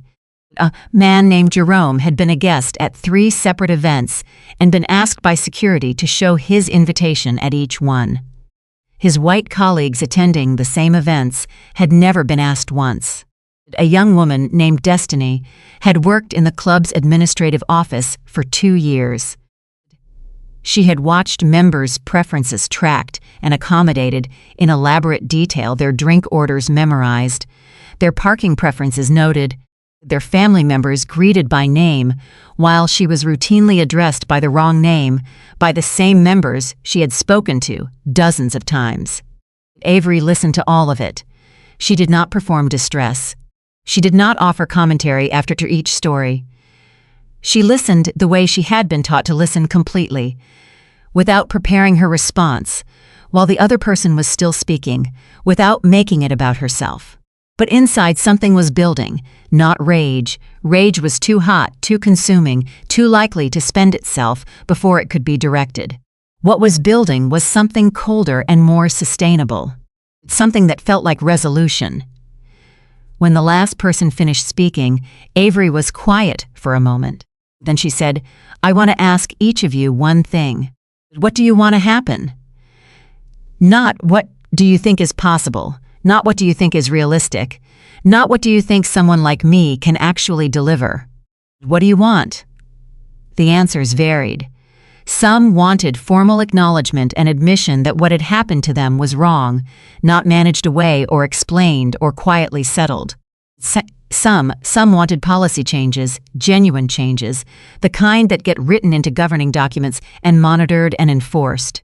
Some wanted accountability for specific people who had made specific decisions. Thomas said quietly that he wanted his record to be clean, that the write-up, the thing they had put in his file for asking to be called by his name, should not exist. That's not too much to want, Avery said. It feels like a lot, Thomas said. It isn't, she said. I want you all to know something. What happened to me on Sunday was one afternoon that I can describe and document and respond to. What you've each described is years of the same thing accumulated and unaddressed. My afternoon matters because it's documented. Your years matter because they happened. And I intend to make sure that both of those things get said. A woman near the end of the table, Patricia raised her hand slightly. Dr. Carter, she said, why are you doing this? I mean, you don't have to. You could settle privately. Move on. You're a billionaire. Your life continues either way. Avery looked at her. My mother was a nurse, she said. She worked double shifts for 30 years. She came home exhausted, every single night exhausted. And she never stopped. And I asked her once I was maybe 10 years old, I asked her, Mom, why don't you just do less? Why don't you just slow down? And she looked at me and she said, Avery, I slow down when I know the person coming up behind me is going to be okay. The room was silent. I'm not slowing down, Avery said, because I'm not sure yet that the person coming up behind me is going to be okay. Patricia nodded slowly. Thomas, at the end of the table, pressed his lips together and looked at the ceiling for a moment. Okay, he said. When he looked back down, something in his face had changed. The exhaustion was still there, but something else had moved in alongside it. Something that looked cautiously and tentatively like the early stages of relief. Okay, I'm in, whatever you need from me. The others echoed it, one by one, around the table. Avery thanked them. She walked out of that room carrying something heavier than she had walked in with, not the weight of burden, but the weight of responsibility, which is a different kind of heavy. The kind you choose. Marcus was waiting for her in the hallway. How was it? He asked. Tell the television producer we'll do Thursday, she said. He raised his eyebrows slightly. That was 2 days earlier than they had discussed. Thursday, he confirmed. And the recording? Avery looked at him. Wednesday night, she said. It goes out Wednesday night. I want it out there before the interview. I want people to have already heard it. Marcus nodded slowly. Avery, he said. Once it's out, it moves at its own speed. Do you know that? Yes, she said. Are you ready for that? She thought about Thomas's face when he asked, does it matter? She thought about Patricia, asking why. She thought about Destiny being called the wrong name by people she had spoken to dozens of times. She thought about 19 years of her own life spent walking into rooms and feeling the air shift and deciding, over and over again, that staying quiet was the price of belonging. I'd been ready for this for a long time, she said. Wednesday came like a slow wave that had been building far offshore, the kind you don't fully appreciate, until you're standing on the beach and you realize it is much larger than it looked from a distance. At 8 p.m. on Wednesday evening, Marcus Webb's office released a statement on behalf of Dr. Avery Carter. The statement was 3 paragraphs long. It described what had happened at Willow Creek Country Club. It described the recording. It described the decision to come forward not as an act of personal grievance, but as an act of accountability for Avery personally, for the institution, and for the 11 people who had agreed to share their own experiences publicly. And at the bottom of the statement, there was a link. The recording was 47 seconds long. Marcus and Avery had discussed whether to release the full 11 minutes or to extract a portion. They had decided on the 47 seconds that contained the most essential truth of the afternoon, the sound of impact, the laughter, Victoria's voice saying that was perfect. the silence of the crowd, and Avery asking, calm and clear, "Was that supposed to be funny?" Followed by Victoria's reply, "Maybe you should learn where you belong." 47 seconds. It went everywhere, not gradually, not in stages. All at once, the way fire moves when the conditions are right, fast, and total and indifferent to the intentions of the people who are standing in its path. By 10 p.m., the recording had been shared over 200,000 times. By midnight, it was trending nationally. By 2 a.m., it was in international media. Richard Whitmore's phone started ringing at 10:30 p.m. and did not stop. He silenced it and lay in the dark and listened to it, vibrating against the nightstands like a small mechanical heartbeat. Each buzz another call he wasn't answering. Another person reaching out to his life from the outside. Victoria was sitting up in bed beside him, phone in both hands, scrolling with the compulsive focus of someone trying to understand the shape of a disaster by counting its pieces. "It's everywhere," she said. Richard said nothing. Richard. Her voice was different now. The social composure was gone. The committee chair, the charity patron, the Greenwich socialite, all of it had dropped away. And what was left was a woman who was frightened in a way she had not been frightened since she was very young. "What do we do?" "I don't know," he said. "We have to do something." "Victoria." He sat up. He looked at her in the dark. "There's nothing we can do tonight. Tonight it's just happening. We have to let it happen." She looked at him. "For how long?" she said. He thought about Avery Carter's face across the desk in the 14th floor office. The complete steadiness of it. The way she had said, "I'm going to do what's right," in a tone that contained no ambiguity whatsoever. "I don't know," he said again. Down the hall, Ethan's phone had been buzzing since 10 p.m. He had been asleep when it started. He woke up confused, reached for it automatically, and saw the notifications stacking up, texts from friends, mentions on platforms he used, people he knew, and people he didn't know, all pointing at the same thing, all sending the same link. He clicked it. He listened to 47 seconds of his own past. The impact. His mother's laughter, his mother's voice bright and satisfied, that was perfect. The silence. The woman's voice, calm and devastating, was that supposed to be funny? And his mother again, clear as anything, "Maybe you should learn where you belong." Ethan sat in his bedroom in the dark and listened to it twice. And then he put the phone face down on his bed and sat very still for a long time. He had never heard his own actions played back to him before. He had done things in his 17 years, thoughtless things, careless things, the particular cruelties that come naturally to someone who has never experienced a consequence, and they had always existed only in the moment and then evaporated because no one had ever held them up for him to see. But 47 seconds of audio had a different quality. It stayed. He sat with it in the dark, and he felt something he did not have a word for, not remorse. Not quite, not yet, but its precursor. The sensation of seeing yourself from the outside and not recognizing the person. His mother's voice laughing. That was perfect. He picked up his phone again. He looked at the comments under the recording. Hundreds of thousands of them. And they were not abstract, they had names and faces, the profile pictures of real people who had listened to 47 seconds and felt something personal about what they heard. People who had their own stories. People who were telling them in the comments, one after another, in a cascade that was still growing. Ethan read for a long time. He had never done that before, read what strangers wrote about things that mattered to them. He had scrolled and liked and moved on the way everyone his age did, without stopping, without sitting with anything long enough for it to become real. He stopped now. He sat with it. And sometime around 3 a.m., when the house was quiet and his parents had finally gone, still in their room, and the phone kept buzzing in his hand, Ethan Moore did something he had never done in his life. He opened a notes app. He started writing, not a public statement.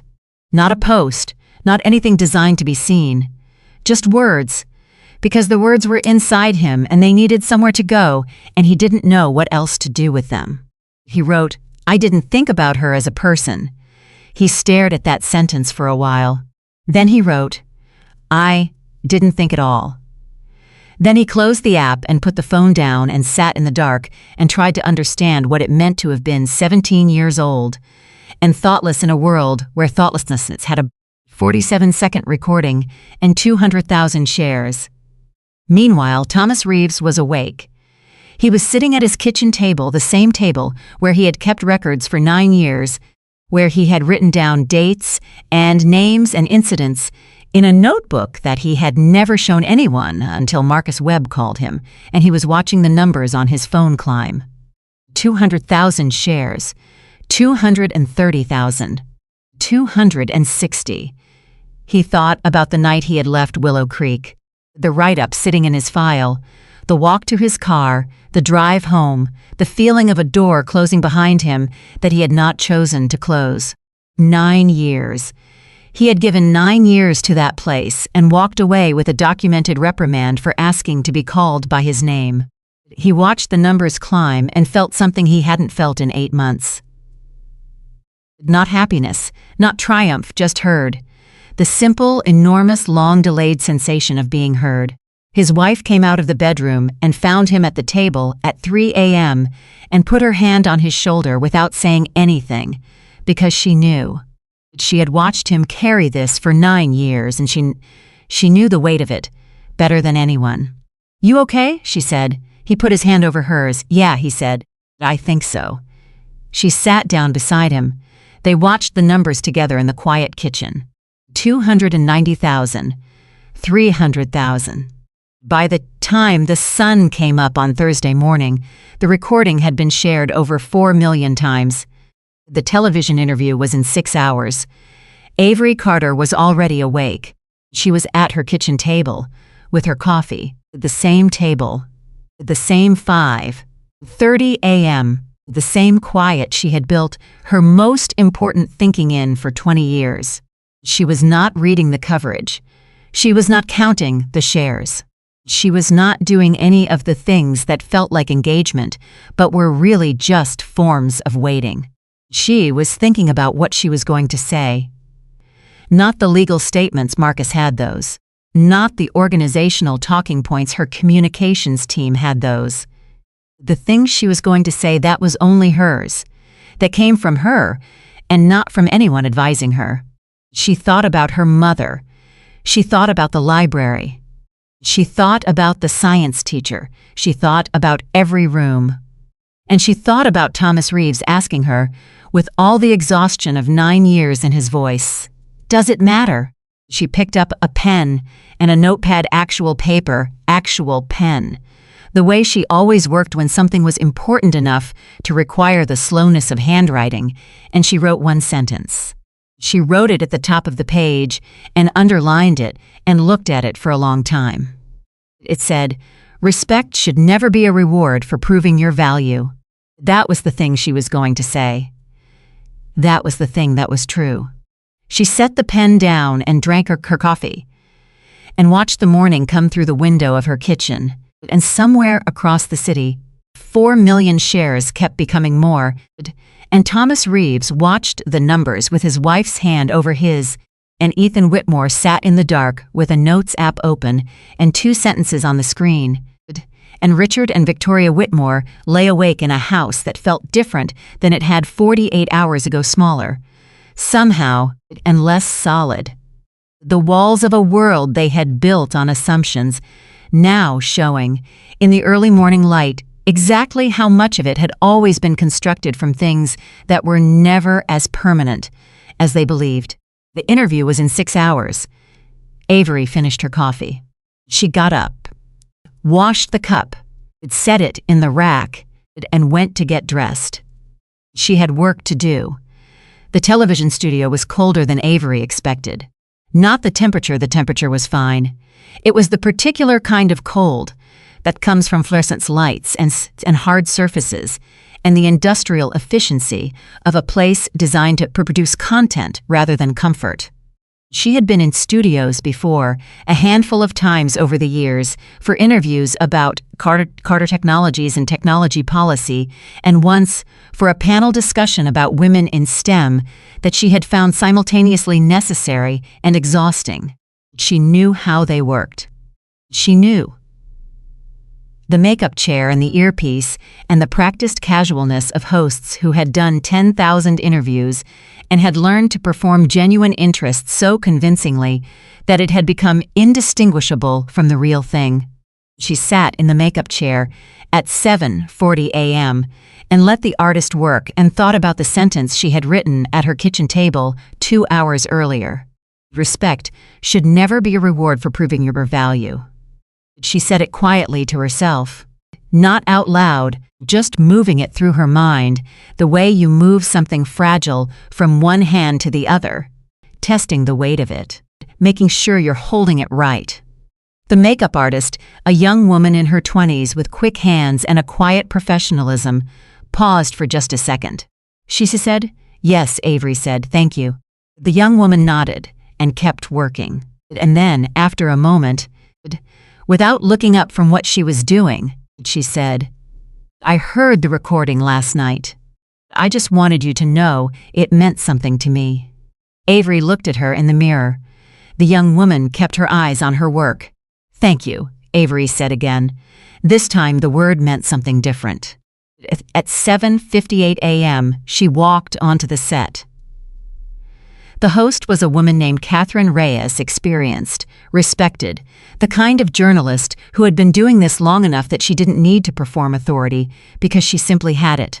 She stood up when Avery came in and shook her hand and said, "Thank you for being here." And Avery could tell, in the way that you learn to tell after years of reading rooms, that it was genuine. They did not do a pre-interview run-through. Avery had requested that specifically. She didn't want the questions in advance. She didn't want to rehearse. She wanted to talk the way people talked when they were saying things they actually meant, without the polish that comes from preparation and that can, if you're not careful, make truth sound like performance. Catherine nodded when Avery made the request. "Understood," she said. They sat down, the lights came up, the interview began. Catherine started simply, "Dr. Carter, take us back to Sunday afternoon." "What happened?" And Avery told it. Not the legal version, not the press release version, not the version that had been filtered through Marcus Webb's careful language. Actual version, what it felt like to sit at that table and feel the impact, the specific cold humiliation of cake on her face, the silence of 50 people who watched and calculated and decided that watching was safer than helping. She talked about Richard coming out with his assumption already made before he reached her table. She talked about Victoria's words, "Maybe you should learn where you belong," and the particular way they landed, not just as cruelty but as a statement of an entire worldview. And she talked about what she did not do. "I didn't cry," she said, "and I want to be clear about why. It wasn't because I wasn't hurt. I was hurt.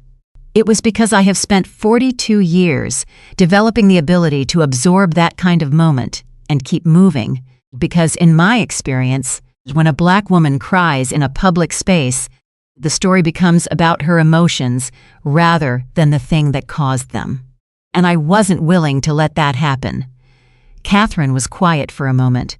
"That's an extraordinary amount of self-control," she said. "It's survival," Avery said. "There's a difference." That exchange lasted 4 seconds of television time. It became the most clipped portion of the interview.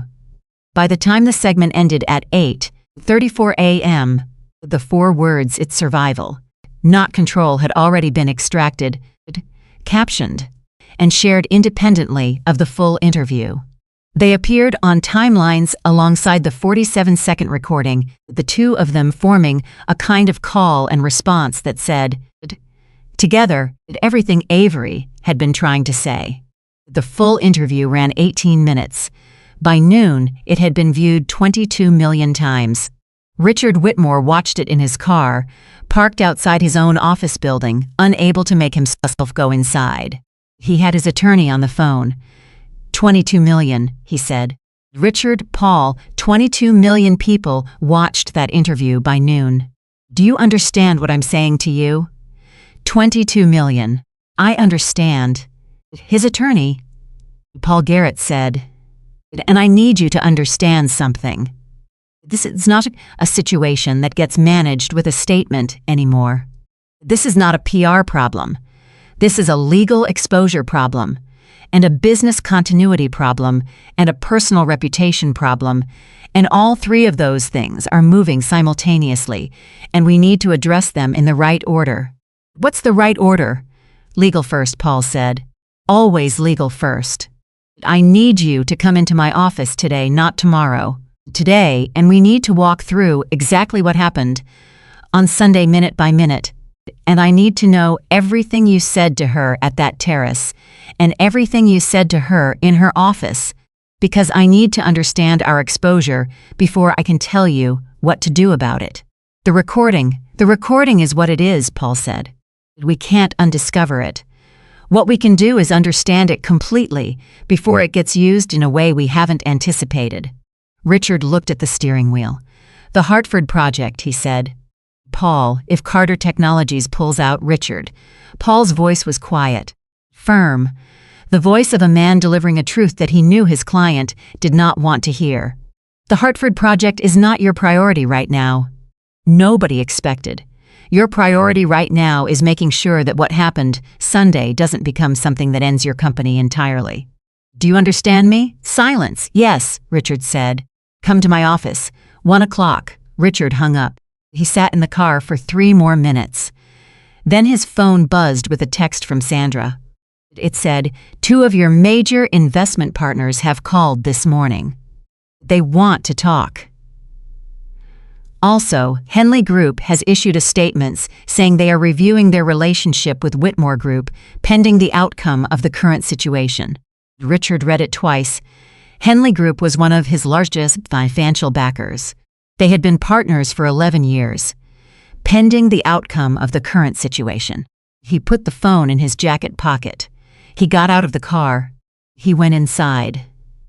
Victoria, meanwhile, had spent the morning fielding calls she could not avoid from the 3 charity committees she chaired, from the women she had considered her closest social circle for 2 decades, from the events coordinator at Willow Creek Country Club itself, who called to inform her that her upcoming hosting responsibilities for the club's summer gala had been reassigned pending the completion of the club's internal review.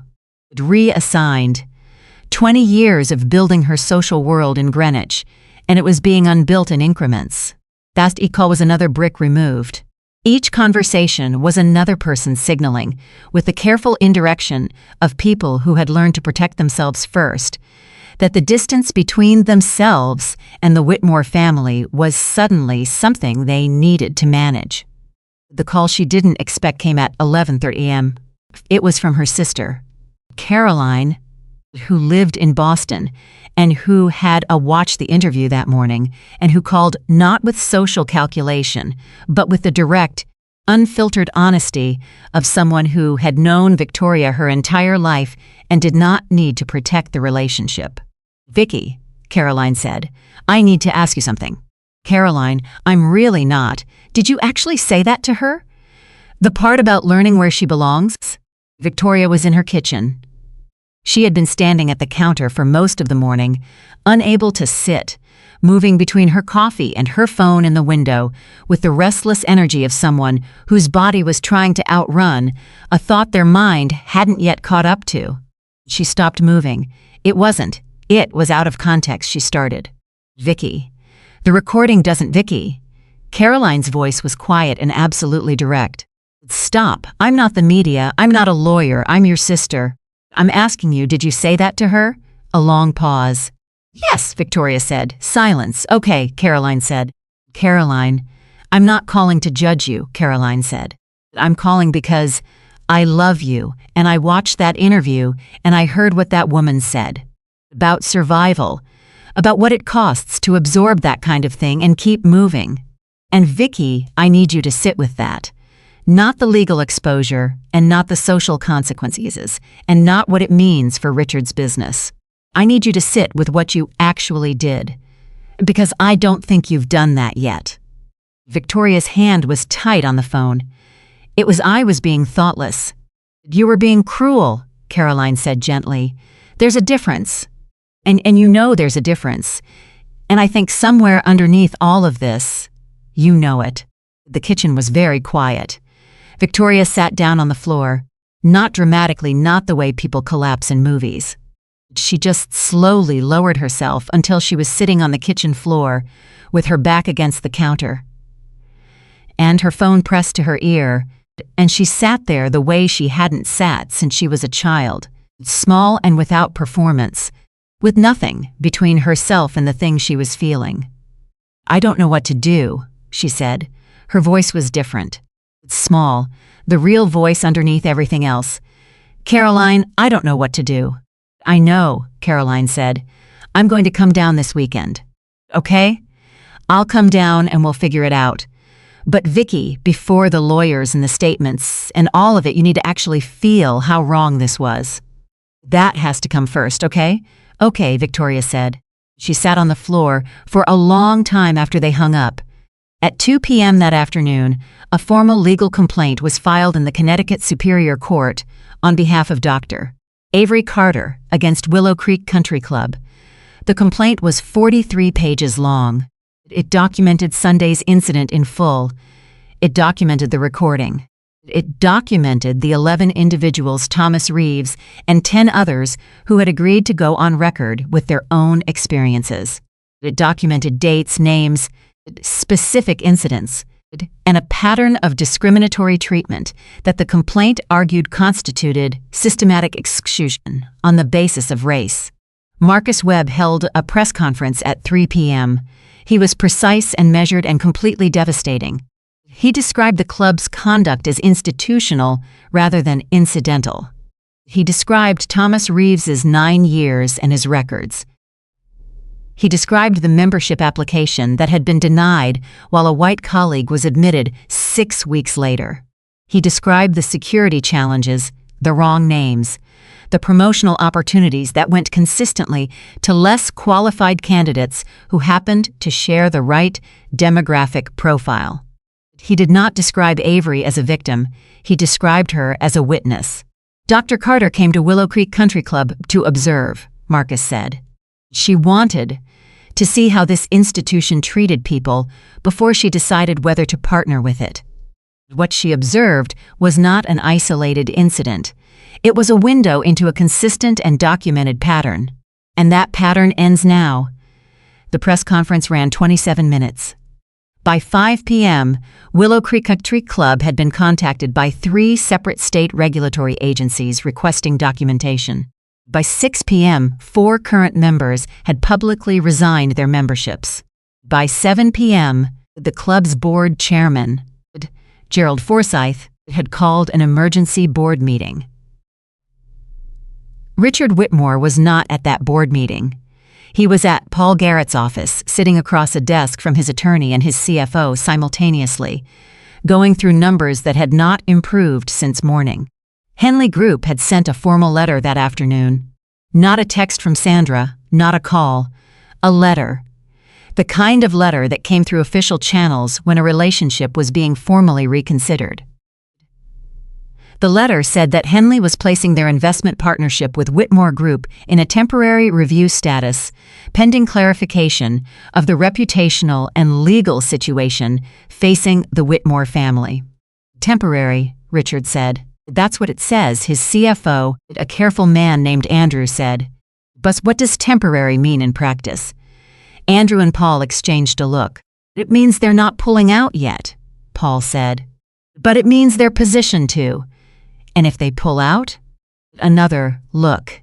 Richard, Andrew said. Without Henley's participation, the 2 stalled projects become non-viable. We'd have to restructure. Significantly. How significantly? Andrew set a single page of numbers on the desk. Richard looked at it. The room was very quiet.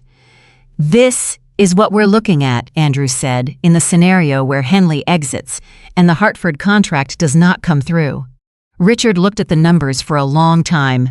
25 years of building a company, 230 employees, projects in 6 states. A name that had opened doors in every room he had ever walked into.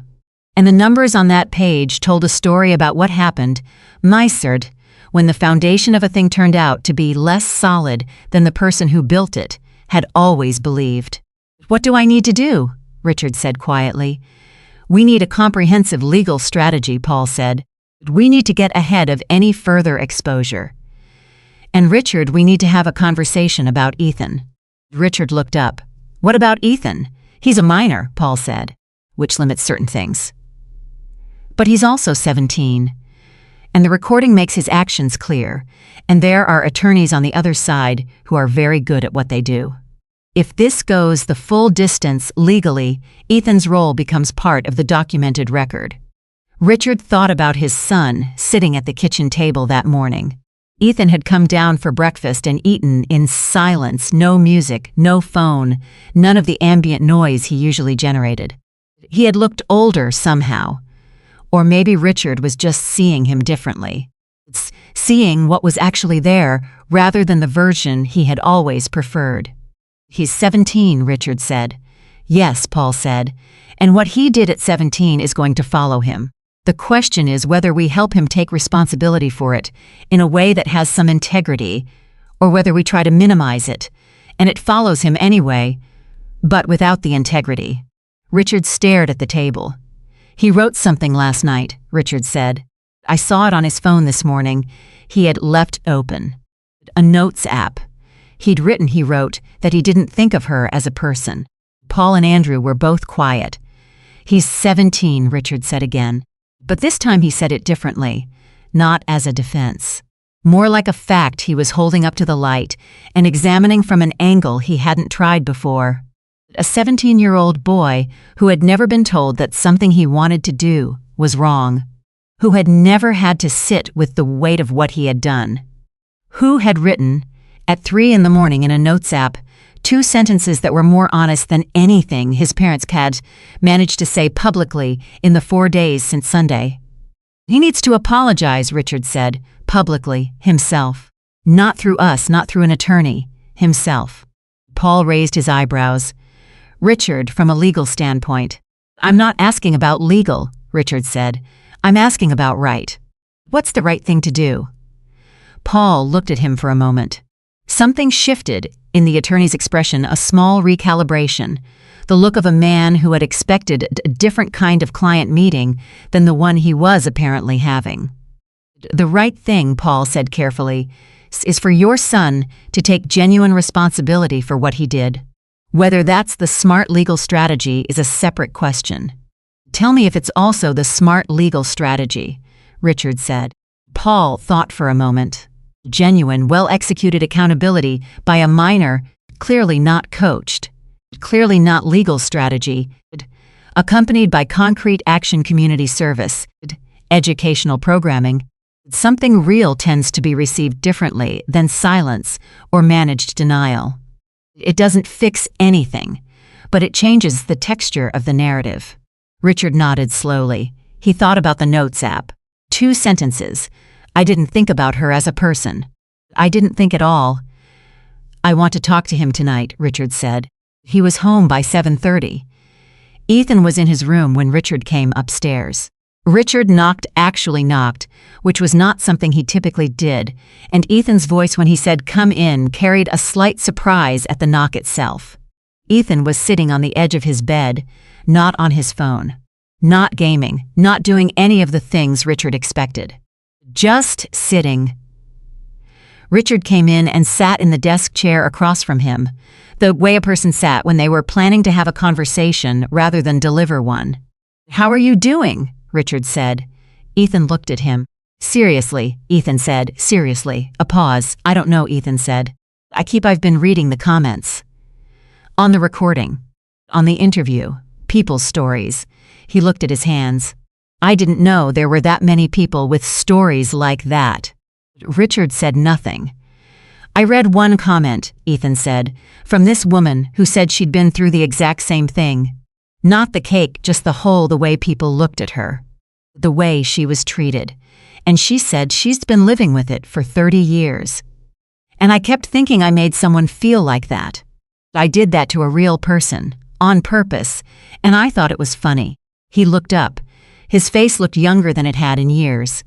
Not the performance of teenage indifference, not the armor of being perpetually unbothered. Just a young face with something real moving across it. Dad, he said, I want to apologize to her, like actually. Not because we have to, not because of the legal thing. I want to do it because she deserves it. Richard looked at his son. He thought about 17 years. 17 years of protecting this boy from consequences, of smoothing the path, of handling things, of allowing the armor to form and calcify, because it had never occurred to Richard to question whether the armor was something a person should actually have, or whether it was just something that made parenting easier. Okay, Richard said. You're not going to say I should talk to Paul first? I'm saying okay, Richard said. We'll figure out how. But yes, okay, Ethan nodded. He looked at his hands again. Dad, he said, was Mom wrong that day? Richard was quiet for a moment. Yes, he said, were you wrong? Another pause, longer. Yes, Richard said, I was. Ethan absorbed this. Were you wrong before that too? Like, have you always done stuff like that?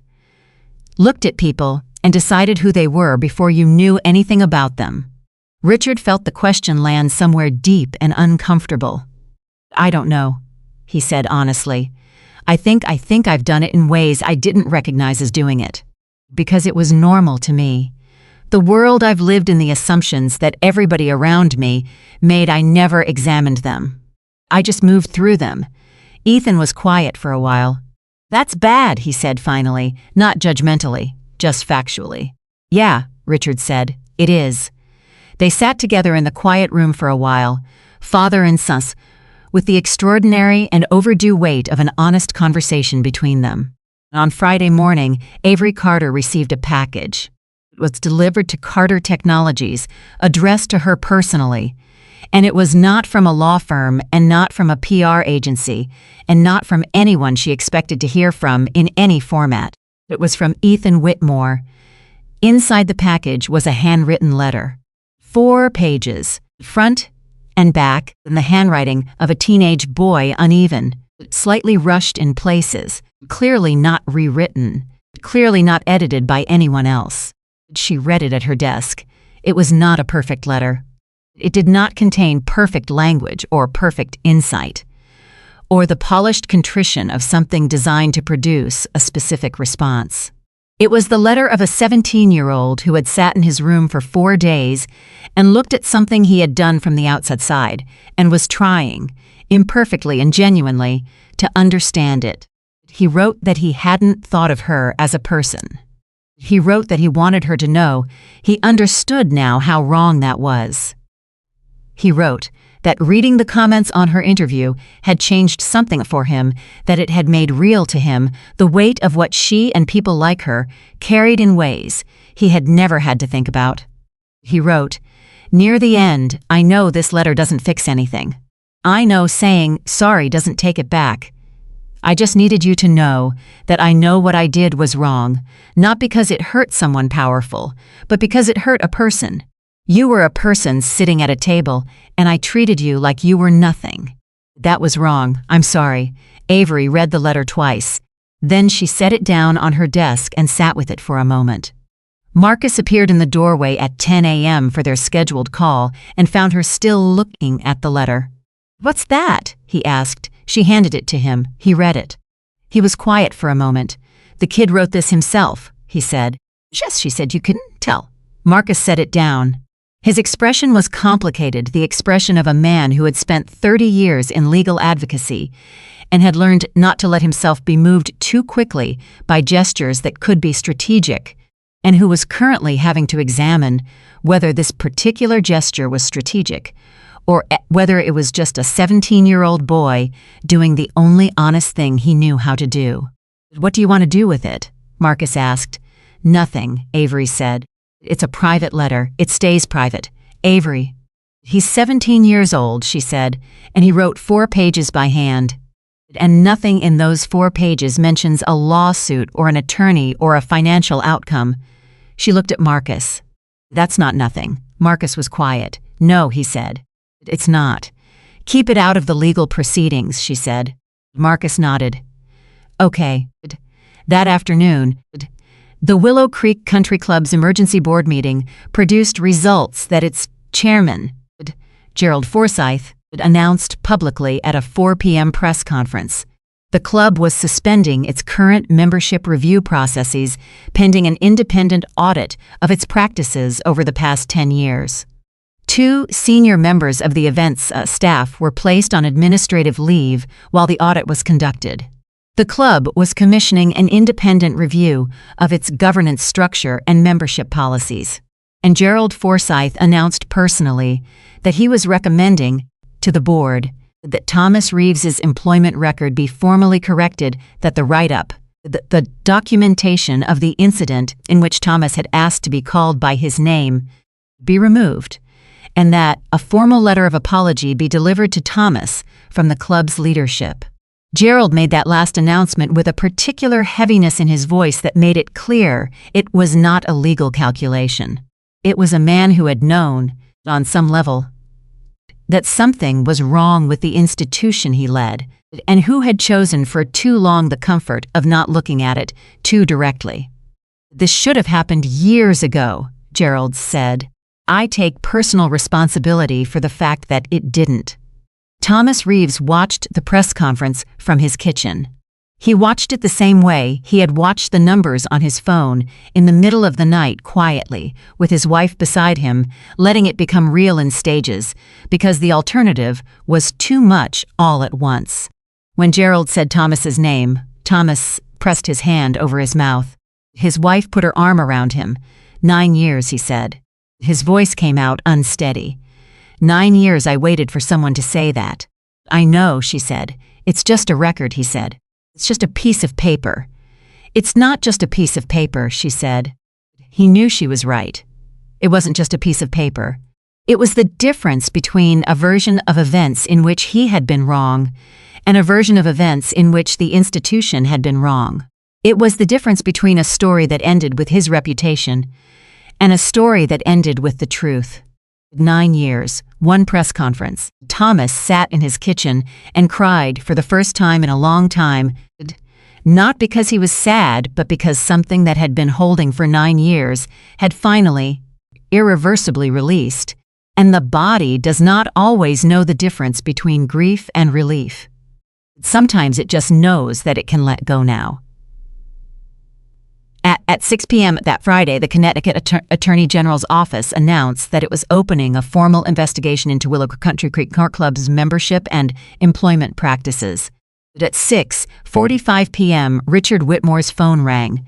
It was the senior partner at Henley Group. Richard answered. James, he said. Richard.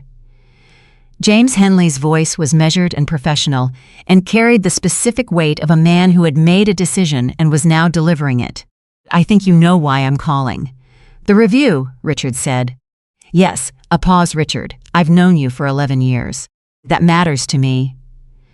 But what happened this week, and more than what happened, the way it happened, I have a responsibility to our other partners and to our institutional reputation. We're going to need to step back from the active partnership on the stalled projects while the legal situation develops. Richard closed his eyes. All right, he said. I'm sorry, Richard. I mean that. I know, Richard said. James, I want you to know that I understand why. I'm not going to push back. You're making the right call. A surprised pause. I appreciate that, James said. They said goodbye. Richard set the phone down on his desk. He sat very still. 25 years. The company he had built from a 2-person operation into something with 230 employees and projects in 6 states, and a name that had meant something in every room he had ever walked into. He thought about Avery Carter in her office on the 14th floor with the flowers he had brought, that she had never taken. He thought about the way she had said, "I'm going to do what's right," with no ambiguity in it at all. He thought about his son's 4-page handwritten letter. I didn't think about her as a person. He picked up his phone and called Victoria. She answered immediately. "Henley's out," he said. A long silence. "Okay," she said. Her voice was the quiet voice now, the real one, the one he had heard in the kitchen on Wednesday morning. "Okay, what do we do?" "I don't know yet," he said. "But Victoria, I need to say something." "What?" He thought for a moment about how to say it. He had been many things in his life: ambitious, strategic, socially skilled, financially successful. He had not, in the honest reckoning of the past 4 days, been particularly honest about who he was underneath all of those things. "What happened on Sunday," he said. "It wasn't just a mistake. It wasn't just bad luck or bad timing. It was who we've been, both of us, for a long time. And I think we have to actually deal with that before we can deal with anything else." Silence. "Yes," Victoria said quietly. "Caroline's coming this weekend," Richard said. He had not known she was coming. He was guessing, based on what Victoria had told him about the call. "Saturday," Victoria said. "Good," Richard said. He hung up. He sat in his empty office at the end of a week that had changed his life in ways he was only beginning to understand. And he did something he had not done in a very long time. He sat with himself. Not with his plans or his strategies or his social relationships or his balance sheet. With himself. With the man who had walked onto a terrace and looked at a woman sitting alone and decided, in 3 seconds and without a single piece of evidence, exactly who she was. With the man who had raised a son and had never once, in 17 years, made him sit with the weight of what he did to other people. He sat with it. Outside, the city moved through the end of a Friday. Cars and voices, and the ordinary percussion of a world that continued regardless of any individual reckoning. Richard Whitmore sat in his office and began, slowly, and with the particular difficulty of someone who had not exercised this particular muscle in a very long time, the work of understanding what had to change. Meanwhile, Avery Carter was on the phone with Gerald Forsyth. It was 7:30 p.m. "Gerald," she said, "I want to tell you something." "Please," he said. "The partnership proposal," she said. "The technology education program, $10 million. Gerald was quiet. "I'm not withdrawing from consideration," she said. "I want to be clear about that.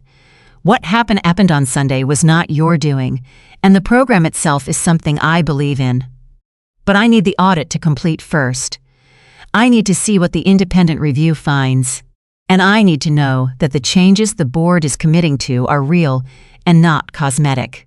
Gerald exhaled a long, slow release of something he had been holding. "Of course," he said, "whatever you need, however long it takes." "And Gerald," she said, "Thomas Reeves's record, that announcement you made today." "Yes? Thank you," she said. "That was the right thing." "It was 20 years overdue," Gerald said. "Yes," Avery said. "It was, but it happened today, and that matters." She hung up. She leaned back in her chair. The office was quiet. Most of her staff had gone home. The building hummed with the subtle energy of systems running overnight the infrastructure of a company that operated every moment, even when the people who built it were resting. She thought about all of it: Thomas's face in the conference room, Ethan's 4-page letter, Victoria's words on the recording, Richard's face when she refused to take the flowers. She thought about 19 names and 43 pages of legal complaint and 22 million views and 4 million shares of 47 seconds. She thought about her mother. "I slow down when I know the person coming up behind me is going to be okay." She wasn't ready to slow down. But for the first time all week, sitting in the quiet of her office at the end of the week that had changed everything, she felt something that was close to peace. Not the peace of a battle won. The peace of a person who had done what they came to do and knew that the thing they had started was bigger than them now, which was exactly as it should be. She got up. She turned off the light. She went home. The week after the interview was the strangest week of Avery Carter's professional life. Not because of the volume of it, though the volume was extraordinary. Not because of the coverage, which had spread into international outlets and been translated into languages she didn't speak and been discussed on platforms she had never used. Not even because of the legal proceedings, which were moving with a speed that Marcus described as unusual, and which he attributed to the clarity of the evidence and the willingness of 11 people to go on record with documented experiences. The strangest part was the letters. They started arriving on Monday 5 to 8 after the recording had gone out, 4 days after the interview, 3 days after the legal complaint had been filed. Not emails, not social media messages, not the flood of digital contact that Avery's communications team was managing by the hundreds per hour. Actual letters, physical envelopes, addressed to Carter Technologies, forwarded to her desk, piling up in a way that her assistant Daniel described with visible emotion as unlike anything I've seen in 7 years. By Tuesday, there were 43 letters. By Thursday, there were over 200. They came from everywhere. From women who had experienced versions of the same afternoon at different clubs, different offices, different boardrooms. From men who had been passed over, looked past, spoken around. Fructi expected. From people in their 70s who had been carrying specific moments for decades and had never told anyone because there had never seemed to be anyone to tell. From people in their 20s who said the recording had given them language for something they had felt but hadn't known how to name. Avery read every single one, not quickly, not skimming. She read them the way she had listened in the conference room completely, without preparing her responses while the other person was still speaking. Daniel came in one morning and found her at her desk with a letter in her hands and an expression on her face that was not sadness exactly, but the thing adjacent to sadness that comes from being given the full weight of how much has been carried by how many people, for how long. "Do you want me to?" Daniel started. "No," she said. "I've got them." He nodded and left. She read. One letter stayed with her longer than the others. It was from a 73-year-old woman named Eleanor who had worked for 31 years as a hospital administrator in Atlanta. Eleanor wrote in the precise, careful handwriting of someone who had grown up being told that the quality of your penmanship reflected the quality of your character. She wrote that in 1987, she had been asked to leave a restaurant in Connecticut, not Willow Creek, a different establishment entirely, by a manager who told her the reservation had been lost, even though she had the confirmation number in her hand. She had been 42 years old. She had said nothing. She had driven home. She had written it down in a journal she still kept. She wrote, "I am 73 years old, and I have kept that journal entry for 31 years because some part of me believed that someday it would matter, that someone would ask. I watched your interview 5 times, Dr. Carter, not because I needed to see it again, but because I needed to sit with the feeling of being believed. Thank you for making it possible for an old woman to feel at 73 that the thing she wrote down in 1987 was worth writing down." Avery put that letter in the top drawer of her desk. She thought about it for the rest of the day. She thought about what it meant that Eleanor had kept a journal for 31 years, waiting for the moment to matter. She thought about Thomas Reeves and his 9 years of records.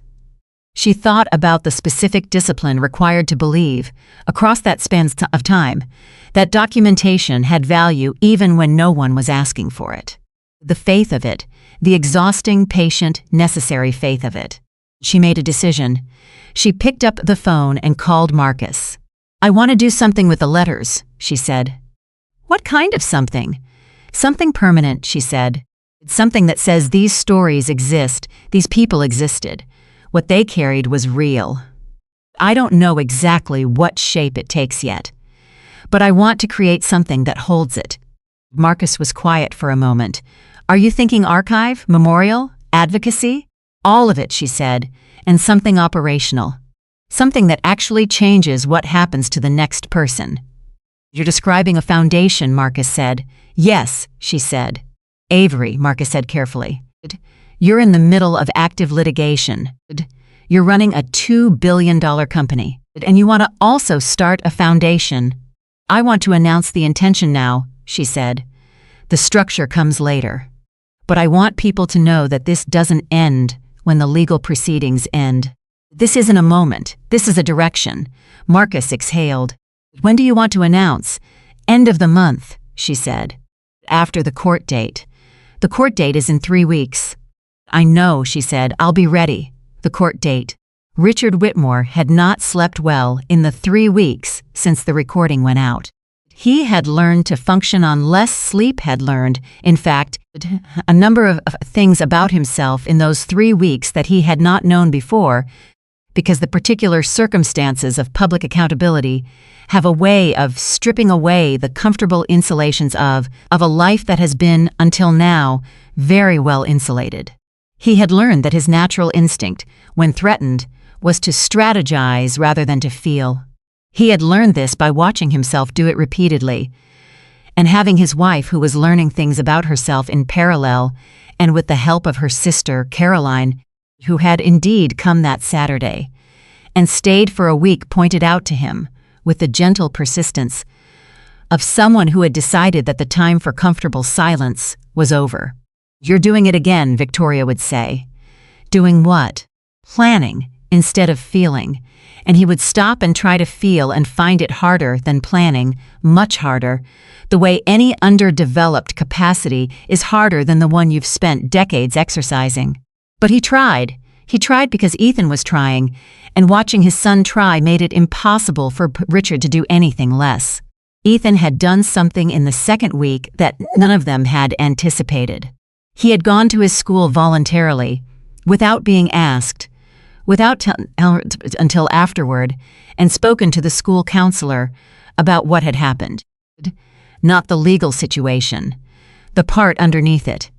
He had sat in the counselor's office and talked about what it felt like to hear his own actions played back on a recording and not recognize himself in them, about reading the comments in the stories, about the notes app and the 2 sentences.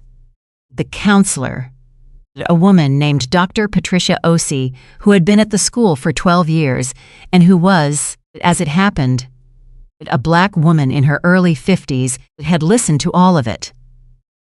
When Ethan finished, she had looked at him for a long moment. "Why did you come here?" she said. "Because I didn't know where else to go," he said. She had nodded. "That's a good enough reason," she said. They had talked for an hour. And then she had suggested something that Ethan had not expected, not community service hours to fulfill a legal obligation, not a required program, but a voluntary, ongoing conversation with a group of students who had organized a discussion series at the school about race and belonging and the experience of being made to feel invisible. "Would you come?" Dr. Ossie said. "Not to explain yourself. Not to apologize publicly, just to listen." Ethan had looked at her. "Yeah," he said, "I would." When he told his parents that night, Richard and Victoria had looked at each other across the dinner table, with the particular look of parents who are seeing their child do something they had not taught him to do, and understanding, with complicated feelings, what that meant about the teaching. "She invited you," Victoria said. "She said just to listen," Ethan said. "Not to talk about myself, just to hear what other people have to say." "And you want to do that?" Richard said. "Yeah," Ethan said. "I think I need to do that." Richard picked up his fork and set it down again. "Okay," he said. 3 weeks passed. The independent audit of Willow Creek Country Club completed its preliminary findings and released a summary that was, as Marcus described it to Avery, with characteristic understatement, thorough. The summary documented 15 years of discriminatory membership practices, including explicit communications between board members, discussing how to maintain the club's character, a word used, the audit found, as a consistent proxy for demographic exclusivity. It documented 16 formal complaints from employees that had been filed internally over a decade and resolved, in every case, without meaningful consequence to the individuals complained about. It documented Thomas Reeves's 9 years of records in detail and characterized the write-up he had received as retaliatory and without legitimate basis. Gerald Forsythe read the summary privately before it was released. He called Avery that evening. "It's worse than I thought," he said. "Yes," Avery said. "I've been the chairman for 6 years," he said. "I need you to know that I knew something was wrong. I could feel it. I didn't look directly at it." "I know," Avery said. "That's not an excuse." "No," she said, "it isn't. But, Gerald, the fact that you're sitting with that, instead of finding a way around it, matters. What you do with it from here is what matters." A long pause. "I'm resigning the chairmanship," Gerald said. Avery was quiet. "I think someone else should lead the rebuild," he said. "Someone who doesn't carry what I carry in that building. I can help from the outside, but the chair, I'm not the right person for it anymore." "That's a significant decision," Avery said. "Yes," he said. "It's the right one." Avery thought about it. "Gerald," she said, "the education partnership, the $10 million. "Yes, I'm still interested," she said, "but I want to restructure the proposal. I don't want Carter Technologies partnering with the club, as it is. I want to partner with what it's becoming. That means the new leadership has to be in place, the policies have to be real and verified, and I want Thomas Reeves to be on the advisory committee." His 9 years of knowledge of what was wrong in that institution is exactly what the new institution needs. Gerald made a sound that was not quite a laugh and not quite a sob, but somewhere between them. "I'll make sure that happens," he said. They said goodnight. Avery sat in her kitchen with her coffee going cold in front of her and thought about $10 million and what it could build when the foundation under it was honest. The morning of the court date arrived. It was a Tuesday in late October, 6 weeks after the Sunday afternoon that had started all of it. The leaves in Connecticut had turned. She didn't notice them particularly because she was focused on other things, but other people did notice them, and later several people would describe the day as unexpectedly beautiful for a court date, as if the weather were trying to provide something that the circumstances could not. Avery arrived at the courthouse at 8:45 a.m. Marcus was already there, with 2 members of his legal team and a quiet efficiency that she had always found reassuring. They stood in the corridor and went through the day's structure one more time, not because either of them needed to, but because the repetition was steadying. "Thomas is here," Marcus said. "How is he?" "Nervous," Marcus said. "He said he's never been in a courtroom before." "Make sure he knows he doesn't have to do anything today," Avery said. "Today is procedural," I told him. "Tell him again." Marcus nodded and walked to where Thomas was standing against the corridor wall, the same careful stillness, the same quiet face, though something in it was different today. Something had been different in his face since the press conference announcement about his record. The exhaustion was still there, because 9 years does not evaporate in 6 weeks, but the particular quality of it had changed. It was no longer the exhaustion of someone carrying something alone. It was the exhaustion of someone who had put something down. Avery walked over to him. "Thomas," she said. He straightened slightly. "Dr. Carter, how are you doing?" "Honestly," he thought for a second. "I'm terrified." "That's reasonable," she said. "You don't have to do anything today except be here." "Okay?" He nodded. "Dr. Carter," he said, can I say something?" "Of course." He looked at her with the direct, careful look of someone who had thought about what they wanted to say and was going to say it exactly right. "When Marcus first called me," he said, "I almost didn't answer. Unknown number, middle of the morning. I almost let it go to voicemail. And I keep thinking, what if I had?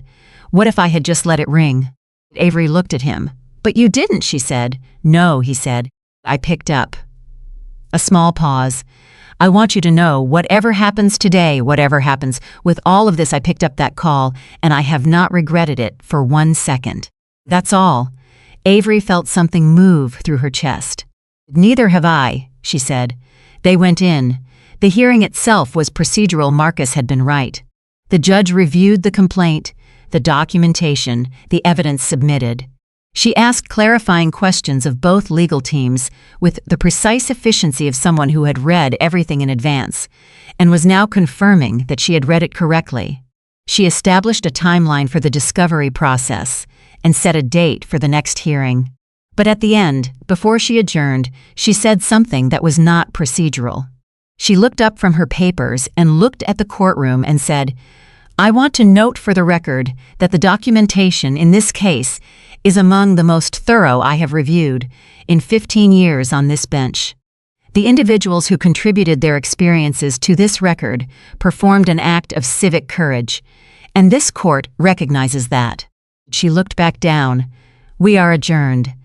Thomas was looking at the table when she said it. Looking at the table, very still. When the judge finished, he exhaled. Just once, slow and long, and that was all.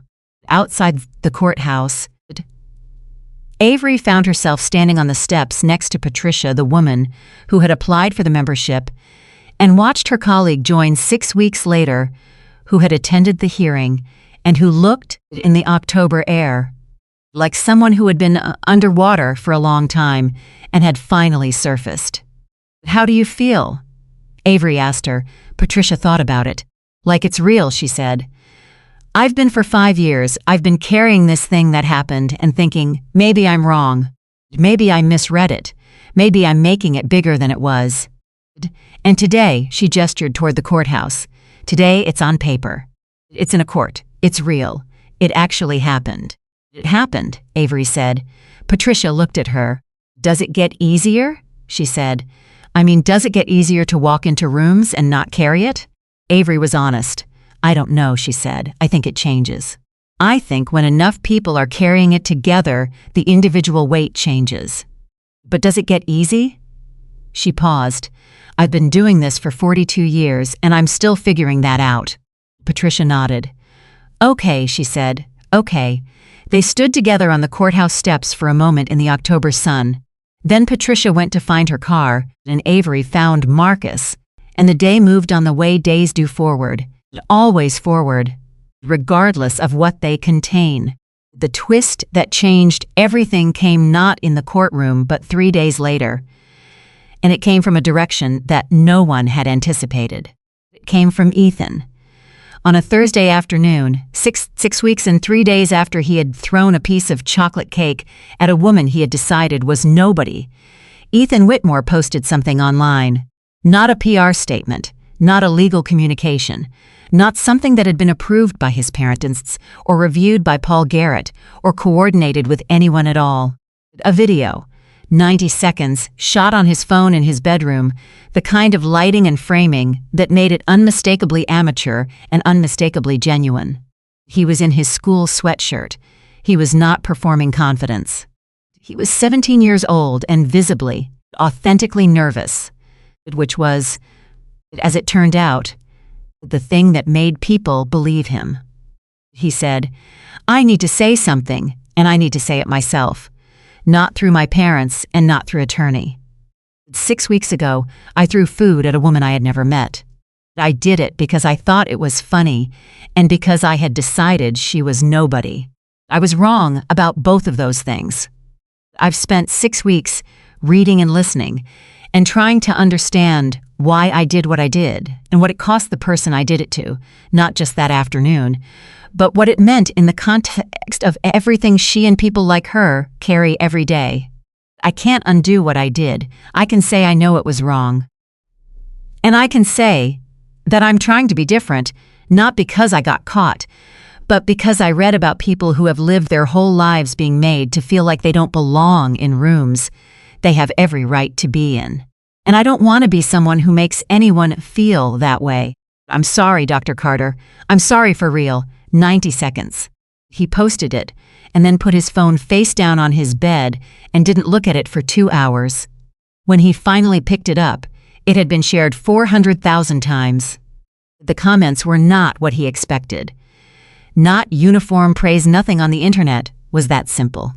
There were critical voices, people who said 90 seconds was insufficient, people who were right to maintain their skepticism about a wealthy white teenager's public display of growth. Those voices were fair. Ethan read them too, but there were other voices. Voices of people who said they had been waiting to see if anyone in that family was capable of something real. Parents of teenagers who shared it with their kids. Teachers. One comment from a man who said he was 61 years old and had watched public apologies for his entire life, and that this was the first one in recent memory that had not made him feel like he was being managed. One comment that Ethan read 4 times said simply, "I believe you.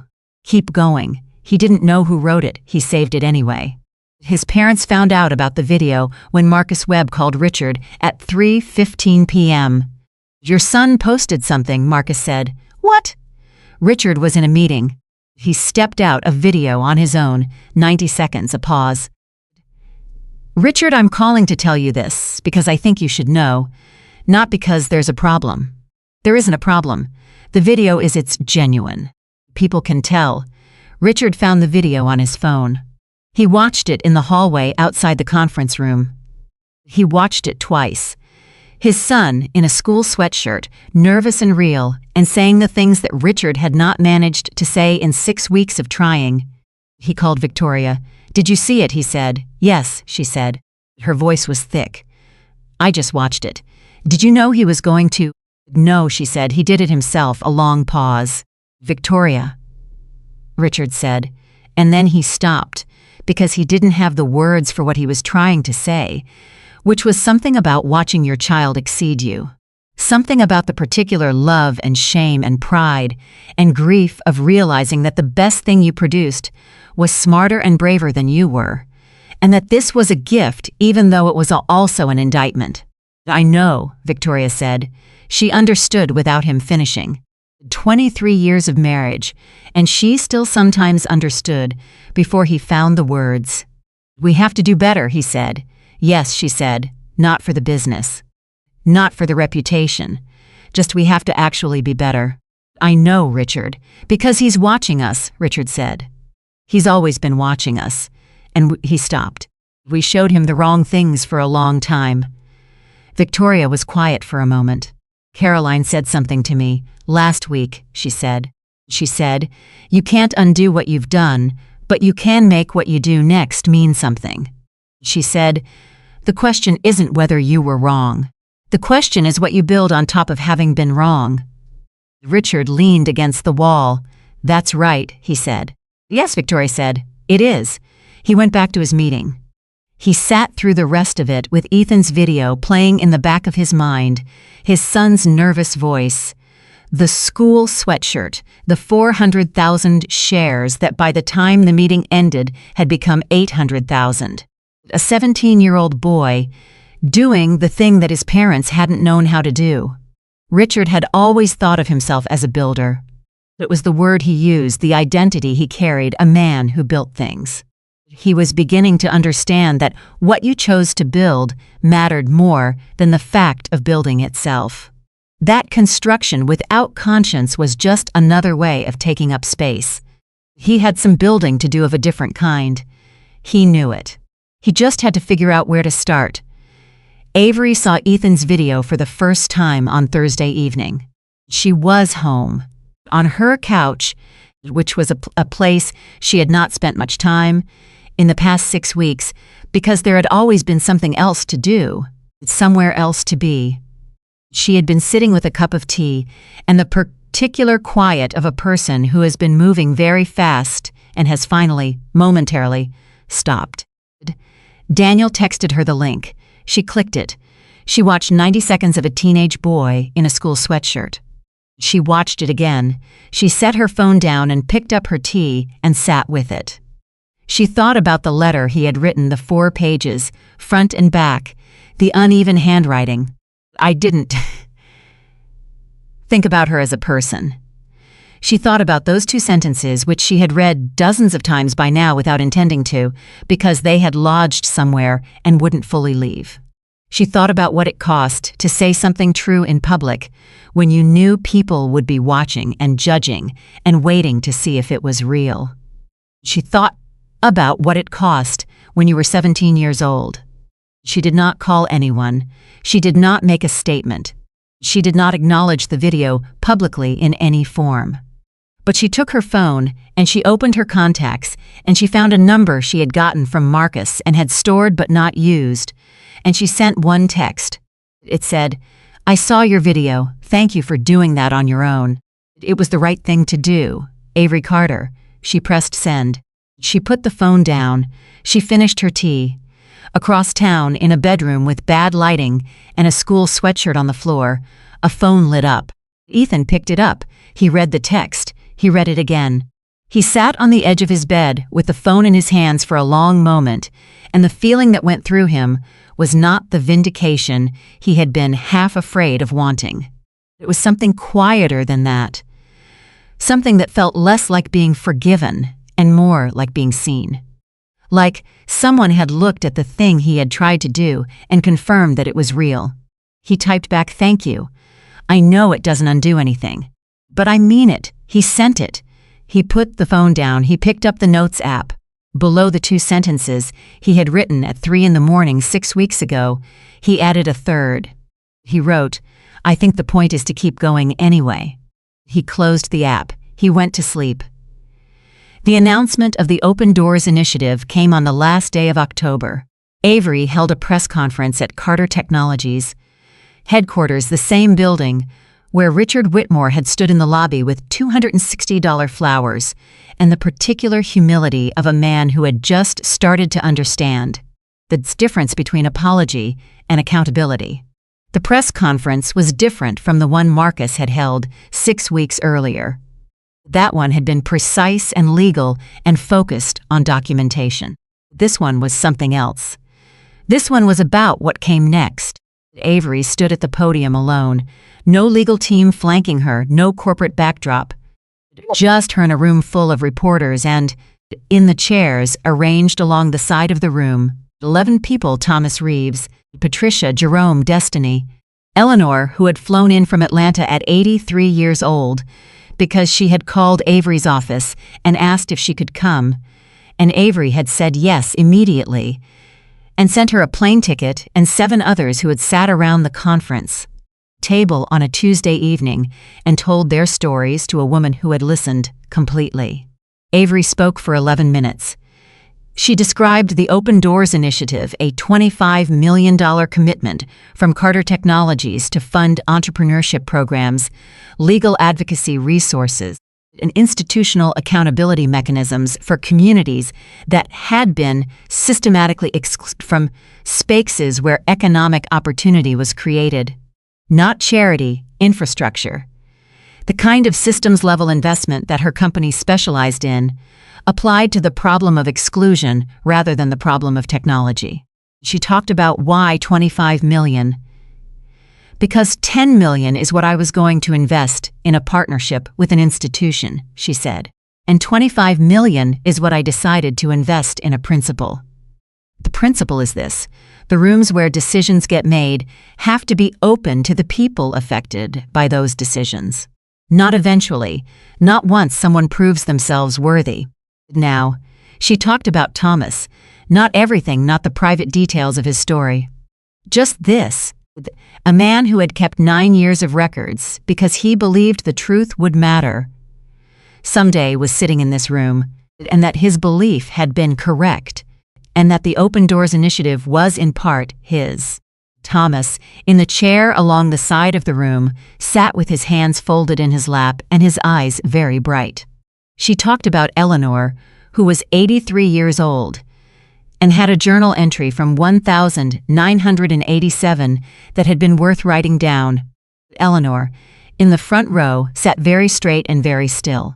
She talked about the letters, the 200 and counting, from people all over the country, all over the world, who had recognized something in 47 seconds of audio that they had been carrying for years. She talked about what it meant that recognition had that power. What it meant that a recording of one afternoon could open a door that people had been pushing against for decades. And then she said the sentence, the one she had written at 5:30 in the morning in her kitchen with her coffee. Respect should never be a reward for proving your value, she said. Every person who walks into a room deserves dignity before they demonstrate anything. Not after, before. That is not a radical idea. That is what it means to be a society that means what it says about itself. The room was quiet for a moment. Then it wasn't. Afterward, when the reporters had gone and the room was emptying, Thomas found her near the window. "Dr. Carter," he said. She turned. He looked like a man who had something to say and was taking the time to say it right, the way he had done in the conference room weeks ago. "The thing you said," he said, "about the rooms where decisions get made. About them needing to be open. Yes, I want to do that," he said. "I want to be in those rooms, not watching from the outside." He paused. "I have 9 years of experience in an institution that did it wrong. I know exactly what wrong looks like from the inside. I think that's useful." Avery looked at him. "It is," she said. "I want to apply for the advisory position," he said. "For the initiative. If you're still—" "Thomas," she said, "I already put your name on the committee." He stopped. "You when?" "Last week," she said. "I was waiting for you to ask. I wanted it to be your choice." He stood very still. Then he said, "Okay." Just that. One word, carrying the weight of 9 years and a notebook full of records and a Tuesday night phone call he had almost let go to voicemail. "Okay," he said again, and he smiled. It was the first time Avery had seen him smile. It changed his whole face, took the careful stillness and replaced it, briefly and completely, with something open and warm and long overdue. She smiled back. The weeks that followed moved at a pace that felt, to the people inside them, both very fast and somehow inevitable. The legal proceedings at Willow Creek Country Club continued. The club, under new interim leadership, a woman named Dr. Sandra Mitchell, who had been a member for 3 years and whose first act as interim chair was to call Thomas Reeves personally and apologize, entered into formal negotiations with Marcus Webb's office. The settlement, when it came, was significant. It included financial restitution for documented victims, a mandatory 5-year accountability review by an independent body, and the formal removal of every retaliatory employment action in Thomas's record, replaced by a letter of commendation that his attorneys had insisted on and that Sandra Mitchell had signed without argument. Richard Whitmore's company survived the Henley withdrawal barely, and with significant restructuring that Richard described to his CFO, without drama, as overdue. 2 of the stalled projects were sold to other developers. The company contracted. It was smaller than it had been. Richard was, after a long conversation with himself that he had been putting off for most of his adult life, genuinely uncertain whether smaller was worse. He and Victoria had started seeing a counselor together. Not for the marriage, which was, as Richard put it, not the problem. For the other thing. The way they had been, the assumptions, the armor, the world they had built inside the walls of a social position that had never, it turned out, made them as safe as they had believed. It was hard. It was supposed to be hard. One evening in December, Ethan came home from Dr. Osei's student discussion group. He had been going every week since October. He came home quieter than he left every time, with the particular quiet of someone who has been listening to things that are real and have no easy answer. His parents were in the kitchen. Victoria was cooking. Richard was sitting at the counter with a glass of water, doing nothing in particular, just sitting, which was something he had gotten better at. Ethan put his bag down. "How was it?" Victoria asked. "Good," he said. "Hard. What did you talk about?" He was quiet for a moment. "There's a girl in the group," he said. "Maya. She's a junior. And she said she spends about 20% of her energy in every class calculating how to speak without confirming what she thinks some of the teachers already believe about her. just to take up space safely. 20%. He looked at the counter. And I thought about how I've never had to spend 1% of my energy on anything like that. Not one. And I didn't even know that was a thing. Victoria set down what she was doing. Richard put down his glass. "What did you say to her?" Victoria asked. "Nothing," Ethan said. That was the whole point. She wasn't talking to me. She was talking to the group. And I was supposed to listen. So I listened. The kitchen was quiet. "That's hard to hear," Richard said. "Yeah," Ethan said. "It is." Another pause. "Dad," Ethan said. "Yeah, I think I want to study this," Ethan said. "Like not just listen in a group. I want to actually study it. Sociology, policy, whatever you call the thing that makes it. So some people spend 20% of their energy just to exist safely, and other people never have to think about it once." Richard looked at his son, 17 years old, a school sweatshirt, a notes app on a phone, a student discussion group on Thursday evenings, a girl named Maya talking about 20%. "Okay," Richard said. "You're not going to say business or law or no," Richard said. "I'm going to say okay. You want to study that, you study it." Ethan looked at him for a moment, checking for the usual negotiations, the redirections towards something more practical. There weren't any. "Okay," Ethan said. He went upstairs. Victoria looked at Richard. Richard looked at his water glass. "He's going to be all right," Victoria said. "Yeah," Richard said. "I think he might be better than all right." On the 1st of December, Avery Carter received a letter. Not from Eleanor this time, or Patricia, or any of the 243 letters that were now filed in a cabinet in her office awaiting the archive that the Open Doors Initiative would eventually create.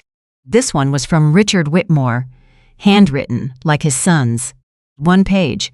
No legal language, no corporate phrasing, no managed distance. He wrote that he had spent 6 weeks trying to understand what had made him the man who walked onto a terrace and decided in 3 seconds who a stranger was and what she deserved. He wrote that he did not have a satisfying answer yet. He wrote that he was working on it with the help of his wife and, unexpectedly, his son, who had turned out to be, at 17, more honest about the things that mattered than Richard had been at 48. He wrote, "I know I don't have the right to ask anything from you. I'm not asking. I just wanted you to know that what you did, not the legal proceedings, not the recording, but the decision to use what happened to you for something larger than yourself, changed something in my family. I can't tell you exactly what will become on the other side of this, but I can tell you we're not the same as we were, and I'm not sure we deserve credit for that, because we shouldn't have needed this to change.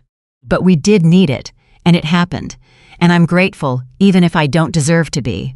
Avery read it at her kitchen table, at 5:30 in the morning with her coffee. She put it down and looked at the window for a long time. Then she put it in the top drawer, next to Eleanor's letter. 2 pieces of paper, carrying between them the full distance between a Sunday afternoon and a December morning. Everything that had happened, everything that had changed, everything that had been said and recorded and argued and decided and finally felt. She finished her coffee, she got up, she went to work. That was the thing about Avery Carter, that the people who watched the interview and shared the recording and never quite got from the outside, the thing that could only be understood by knowing her over time, by seeing how she moved through the world day after ordinary day. She did not carry what happened at Willow Creek Country Club as a wound. She carried it as information. The way her mother had carried 30 years of double shifts, not as suffering but as material, the substance from which something durable was made. She had built a company from a kitchen table. She had built the Open Doors Initiative from a recording and 243 letters. She had built a movement from a 47-second clip and the willingness of 11 people to be believed. She was building still. That was the answer to Patricia's question, the one she had not been able to answer completely on the courthouse steps. Does it get easier? Avery had said she didn't know, and that was true.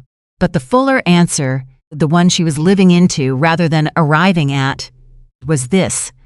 You stop waiting for easy, and you start building instead.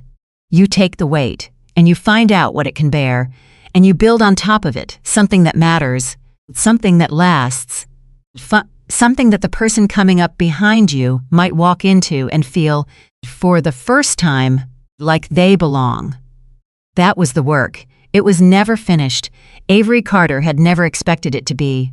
She had only ever expected to do it, and so she did. Every single day, she did. And the rooms that had once decided who she was before she could speak found themselves, slowly, and with the particular resistance of things that have been wrong for a long time, beginning to change. Not because power had shifted. Because one woman had walked out of a country club with chocolate on her blazer, gotten in her car, driven home, called her attorney, and decided that what had happened to her was not going to be the end of the story. It was going to be the beginning, and it was.